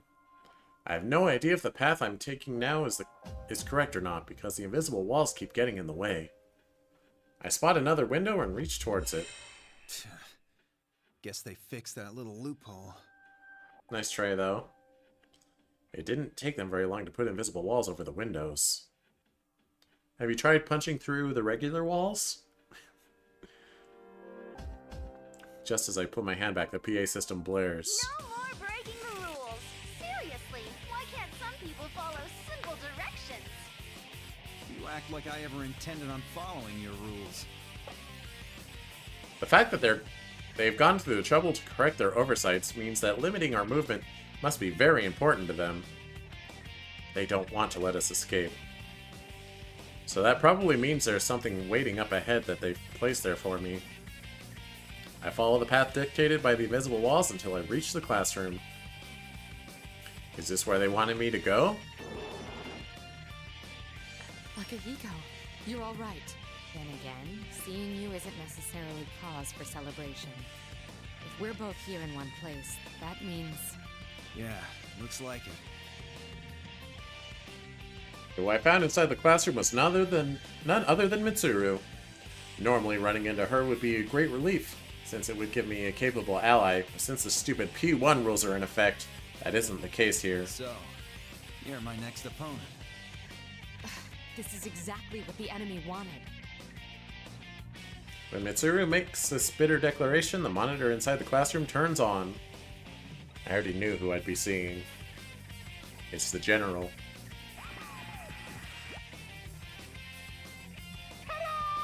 Well, this is about to get real interesting! An unwanted battle between friends. I hope you two enjoy it to the fullest! Is that supposed to upset us? Can you believe this guy, Mitsuru? This certainly is an unwanted battle between friends. I have no intention of fighting against Mitsuru. But we both understand what needs to be done in order to accomplish the mission. There's no way we would allow a little something like this to shake our resolve. But oddly, when I look back towards Mitsuru, I see her looking at me with pity. I'm sorry, Akihiko. I believe I may have driven you into a corner. Huh? What do you mean? I should have realized much sooner. It's not strength you truly desire. What you really want is to forget your fear of losing others. That's why you throw yourself so fervently into your training. It's a twisted form of escape. At the very least, you can allow me to put an end to such things. I forget my fears of losing others, huh? As Mitsuru well knows, I have lost countless things up until now. And that anxiety I've buried somewhere in my heart may strike at me any moment. But the Mitsuru I know wouldn't bring up something like that at a time like this. It'd be obvious to any friend of Mitsuru. There's something going on here. Teddy and Kanji also started getting personal before the fight. Is this some kind of trick? I've got no idea what you're talking about. Sounds to me like she means it. I don't know what you're up to here, but you're gonna have to try harder. It's fine, though. I'll just take this chance to enjoy some serious sparring. Those who encounter one another must fight, and only the victor may proceed. Since this rule still stands, we've got to fight. They've removed any choice we had. I turned to face Mitsuru once again. It's not like I always wanted to fight her or anything. There were a bunch of people I wanted to fight once I got back to Japan to test my skills. And you were at the top of the list, Mitsuru. Well then. Didn't think I'd get a chance so soon, though. Mitsuru takes her stance without saying a word. The tension of battle sends a tingle through all the muscles in my body. Here goes, Akihiko. Come and get me, Mitsuru. Yes. Alright, I'm gonna pay attention to Akihiko's weight this time.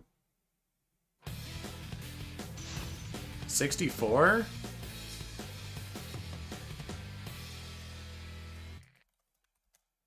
Let's see.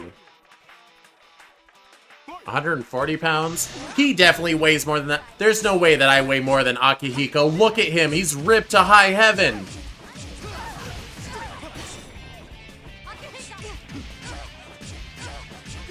I mean, he's probably shorter than me. But still.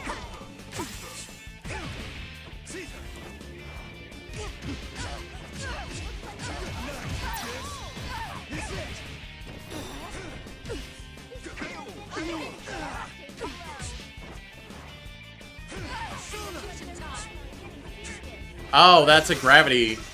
It pulls them in. Ah, stop.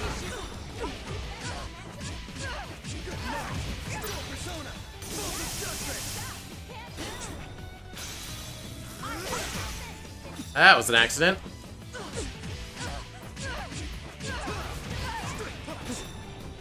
Forgot this game also has auto combos? Heck yeah, it does. Muscle is heavier too? Yeah. Let's see. Akihiko. I'm looking up how tall this man is. Akihiko.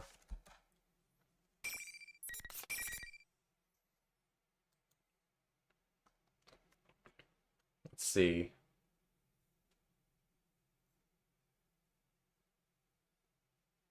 He's 5'9". He's 3 inches shorter than me. Nah, that's not enough to weigh that little. There's no way. He definitely weighs more than that. This game lies. The battle is over. I glance down at Mitsuru. She keeps her firm expression and opens her mouth. I yield. Your skills have improved tremendously, Akihiko. Yours too. I was really worried there that you might execute me. Mitsuru gives me a wry smile. That's the Mitsuru I know. So her odd behavior prior to the fight was all the general's work. I wonder. Mitsuru, what did I say to you before the fight? Huh? Why do you ask? As I recall, you said some unkind things about my late father. Oof. I knew it. Of course, I have no memories of saying anything like that, because I didn't. The general's probably got some trick that warps the opponent's reality, so that good friends will hate each other. Maybe it was all an illusion? I don't understand how it all works, but there's one thing that I'm absolutely certain of. Mitsuru and I turn towards the monitor and smugly smile at the general. His little gimmick was completely useless. General Teddy can barely contain his hatred as he responds. How can you fight without holding back like that? People hesitate more when they face their friends. They break down. They suffer. So how come you aren't suffering? Why? I don't understand. I'm not surprised. Anyone who needs to trick people to get his way wouldn't understand. Our bonds aren't that flimsy. Get wrecked, General Teddy. After the General glowers at us, the communication cuts off. Suffer, huh? The General was going on about making us suffer earlier. Is that why he has us all fighting here? To make us suffer? But then, why would he steal Labris? Akihiko, let's compare notes. I want to confirm our situation. Right. Although I don't have much for you. I give her a summary of everything I figured out up until this point. Since Mitsuru's persona has a search ability, I'm sure she's been able to gather much more information than I have. But this isn't her route, so she's not going to learn anything. She seems to already know everything that I discovered, so Mitsuru then fills me in on what she's learned. Oh, never mind. Aigis is safe, though neither of us has encountered her. All the high school students in the commercials seem to be persona users. And the General seems to be gathering persona users into this world. Unfortunately, neither of us knows what his intentions are. But more importantly, where's Labris? Did you find Labris? Aigis seems to have made contact with her. She seems to be calling herself the student council president of the school. In fact, she's going so far as to play the part. Play the part? She seems to be unaware that she entered a TV. It's possible that someone forced her in here, but that doesn't explain why she's acting out a role in school life. I have no idea what that could be about right now. This place is a school, but it's still just a copy of a school in another world. What kind of school life could possibly be here? And one more thing. I heard a strange voice. I'm not certain, but it's most likely Labris. Either her inner thoughts or her memories. It was a voice of deep sorrow, suffering, sadness. It was so vivid I wanted to cover my ears. Mitsuru casts down her eyes, as if reliving the pain. A great portion of Ergo Research's data was lost because of the actions of a former researcher. He was the mastermind behind the events 3 years ago. All this must be mortifying for Mitsuru. That man is the reason why her family was taken from her. If that was truly Labris, then she's practically human. She may not be that far behind Aigis in terms of mimesis. Sure, Aigis' sister unit would have a mind. But does that mean the older version is more advanced? Doesn't seem likely, but I can't say for certain. Still, I'm only speculating, but I feel like her deeply negative emotions are connected to this tournament. Connected how? Oops, wrong button. Do you really think Labris was stolen? The General seemed to want to make us suffer rather than eliminate us. Would a thief wish for that? Or draw in unrelated high school students? I see. That General Teddy's actions do seem in line with what Labris wants. He actually may in fact be Labris. It's possible that Labris regained consciousness much earlier and escaped when she was being transported. I can't deny that possibility right now.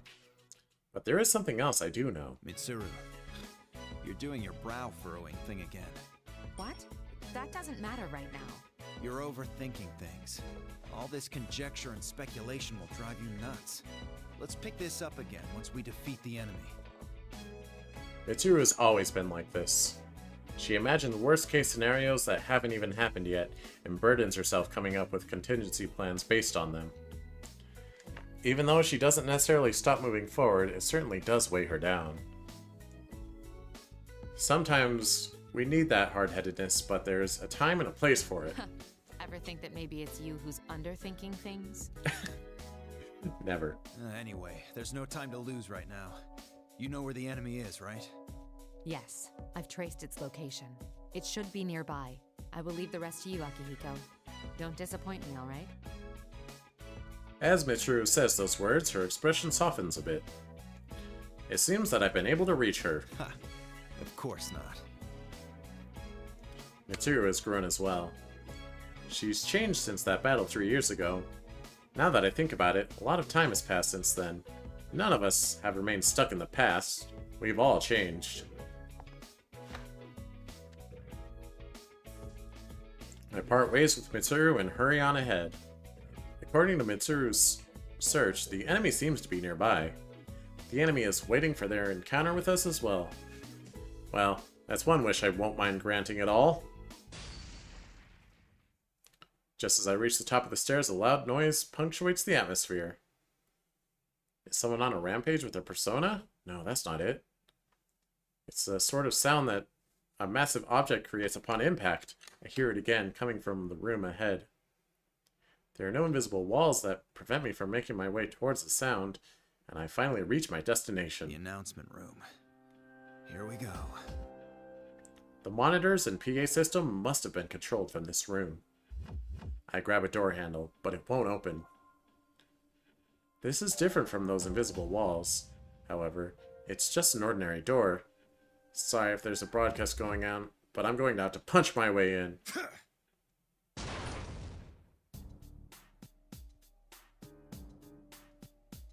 I smash through the door and enter the room. Whoa! It's that red cape guy I saw earlier! Everyone inside immediately wheels around to face me. There are 2 female students before me. One of them I recognize from the video, but the other's an unfamiliar face. It's my first time seeing her, but I immediately know who she is.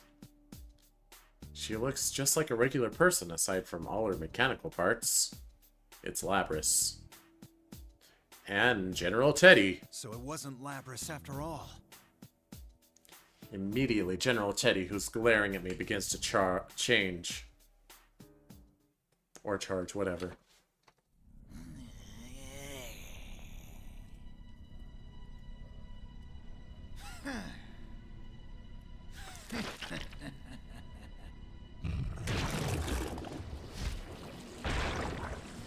I'm starting to think that it might be that 2 routes can coincide.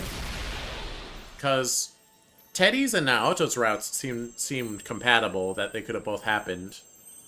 And this route might be compatible with Chie's, because Chie was already in the room.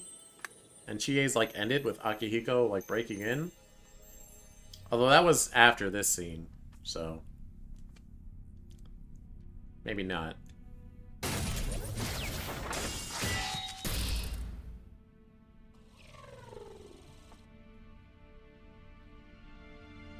Oh no, she's the shadow, the true self! No, stop her!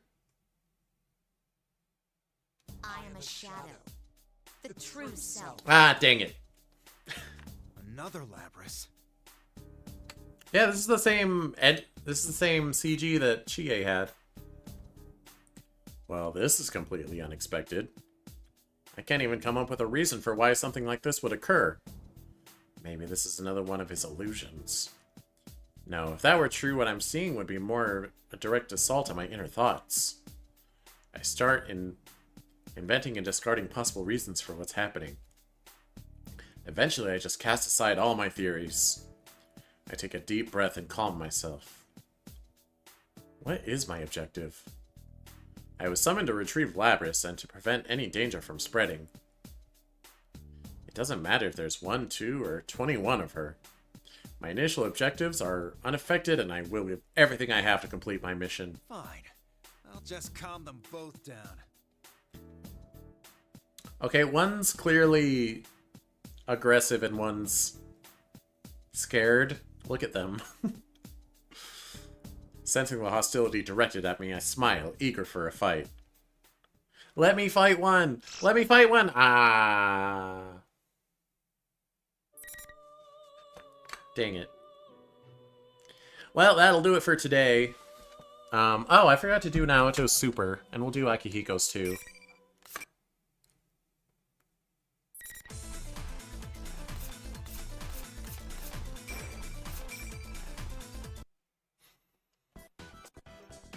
Because we gotta do everyone super once we complete their route. It's a rule I made up. This place exists between dream and reality. Where is Mind Naoto? and matter. Now, why don't you introduce yourself? Oh. What's with that face? I sense a case in the making. Picture in your head your own appearance as well as your It's nice alter to meet ego. Very well.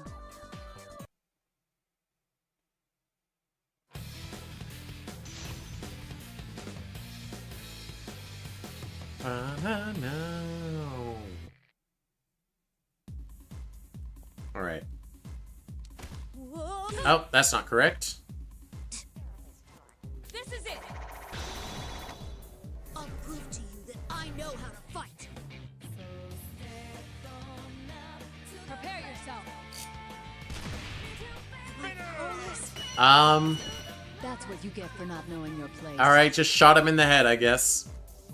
Your revolver does not have a scope on it, though. You're just lying. You're just lying, Naoto. Welcome to the Velvet Alright, Akihiko. This place exists between dream and reality. Mind and matter. Ready for this?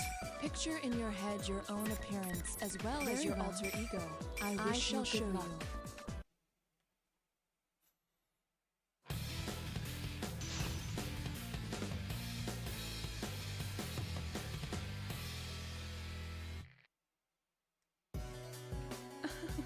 You're very cautious. Oh, wow.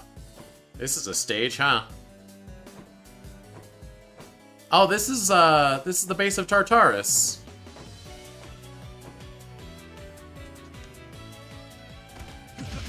Oops.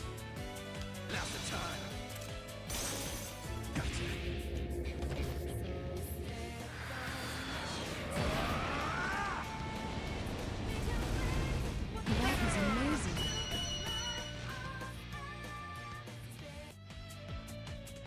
Neat. You know what? I should try the characters that don't have a root. I'm assuming the last root is Shadow Labrys. Place exists between dream and reality. So, And matter. I guess Labrys, Shadow Labrys, we won't do, but we'll do everyone else. Picture in your head your own appearance as well as your alter ego. Your persona. Did you call for me? I wish you good luck. It could be Elizabeth root, though.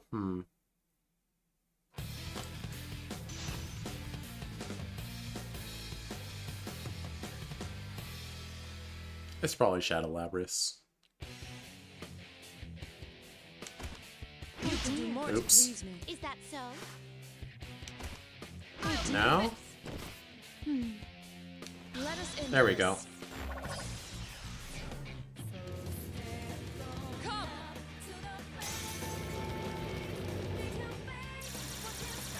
One who brings about life.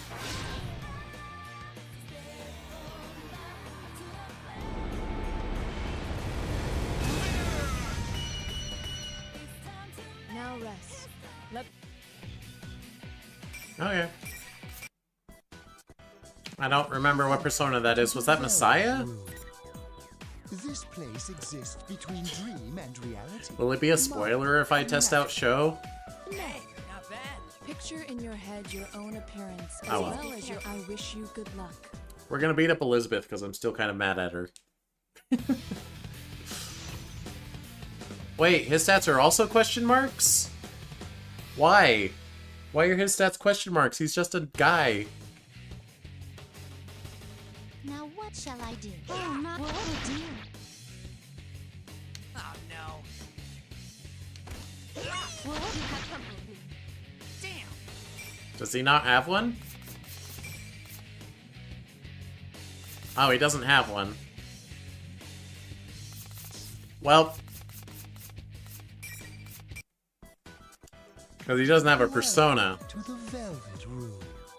The other one has a This persona. place exists between dream and reality. Mind and matter. Picture in your head your own appearance as well as your alter ego. Your persona. Huh. Did you call for me? I wish you good luck. Interesting.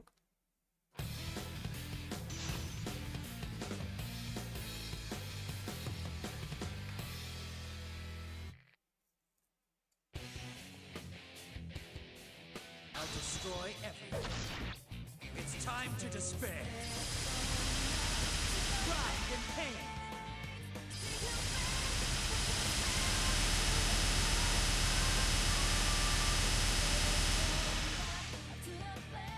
Um? A world like this should completely disappear. You have shown your potential. With a scythe, huh? Interesting. Welcome to the Velvet Room. Oh yeah, Marie. This place exists between... Picture in your head your own appearance very well.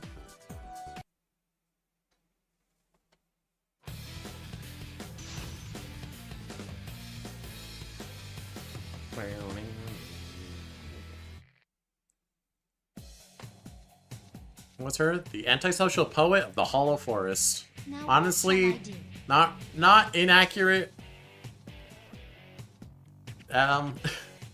She might get mad if you call her a poet, even though she is. I failed. That's it.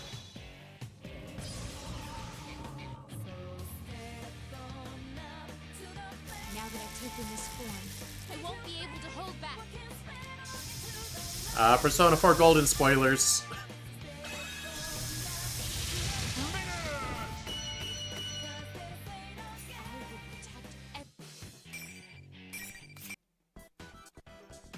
Welcome to the Velvet Room.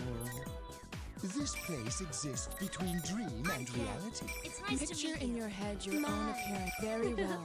Is Ken have the same voice actress as Labris? Which is, I think, is Lisa Ortiz, who is the voice actress for Amy Rose in Sonic X.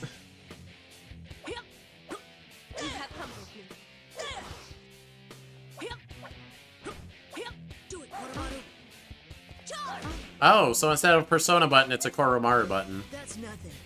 I'll prove that's nothing. Do it, Koromaru. But he has a Persona, though. Is that so? Huh. Anyway. Oh dear. There'll be no mercy. I'll give this my all. Now you see my power. No, it's not the same. I'm using full power. All for this. I think.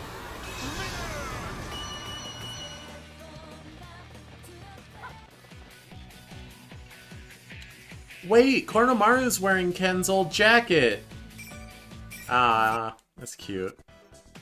Welcome to the Velvet Room. This place exists between dream and... Picture in your head you're very well.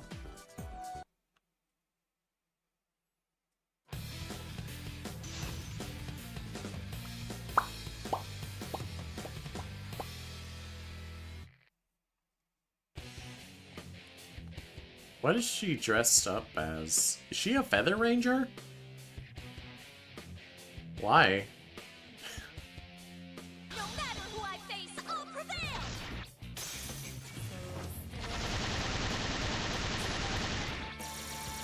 Final strike! Phoenix Rangers, Featherman victory! Life is... Did she go on to be an actress? Is that why? Welcome I don't remember to her the expressing Velvet any such desire. Room. This place exists between dream and reality, mind and matter. Don't bore me, Picture okay? in your head your own appearance as well as your Did you alter call ego. for me? I wish you good luck. Alright, Adachi.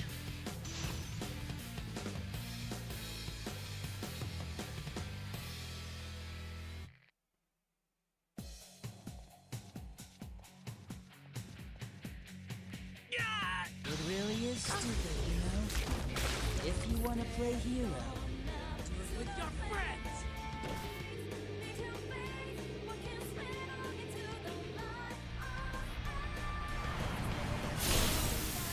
You have shown your potential. Okay. Are you satisfied? Didn't expect him to break the screen.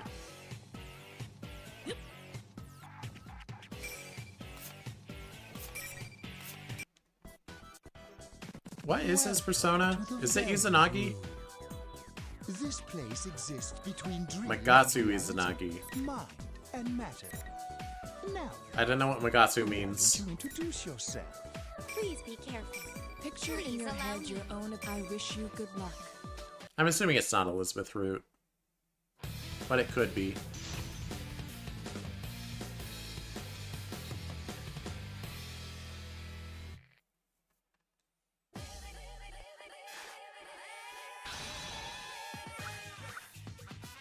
What? Is it a counter? Towering ice wall. Oh no.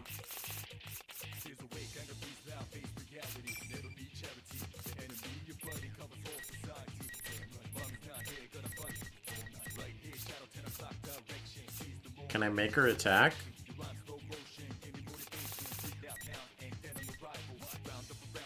Summoning. Bloody hat. All right. Is that Thanatos? Thanatos. Over here. Fail. My turn. Let's change things up. My attack. You're frozen now. Okay.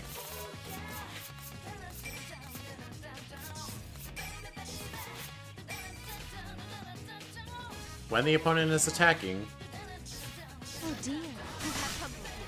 Now oh my. Over here. Oh dear. Here.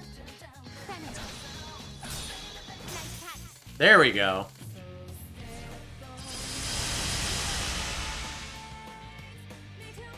Now, the beginning of the end. Rain down, searing massive light. Huh?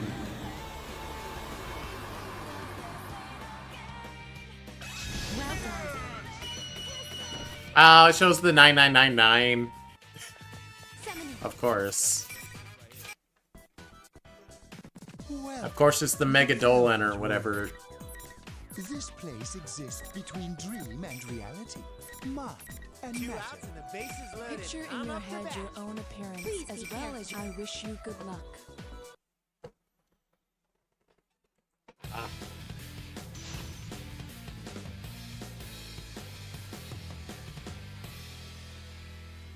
Jinpei looks weird with long hair. Opening my door. Persona. Ow, stop.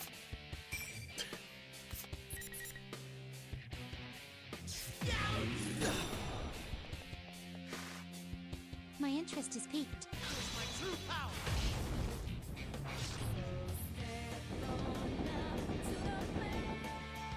Oh, this macho glory! Perfect swing! You have shown me the potential. Hmm. Here! Huh, hit it! Take this! Take this! Anyway. Okay, so I think all the P3 characters have their personas evolved. This place exists Because those are between canon dream events. and reality. Mind and matter. But P4 cast, you only evolve the persona if you go through their bond up, I think.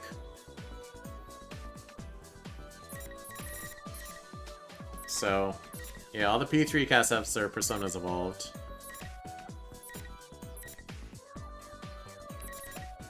The persona you have acquired. Yeah. It's a side of you that shows itself when you face the world around you. Picture in your head your own. I wish you good luck. Shush. Why is it talk so much on the character select screen? Oh, Rise actually has her weight listed because in universe people know her weight because she's an idol. I can fight too. Heads up. I'm gonna show you what an idol can do. This is my resolve. Feel it. Time for my full strength. And another one. Well done. Now I can. Come on, my time to wrap this up. Check it out. Good. That should do it. Please don't hold back. Okay. Well, that was that. Hey, when did I get unamused? Stop that.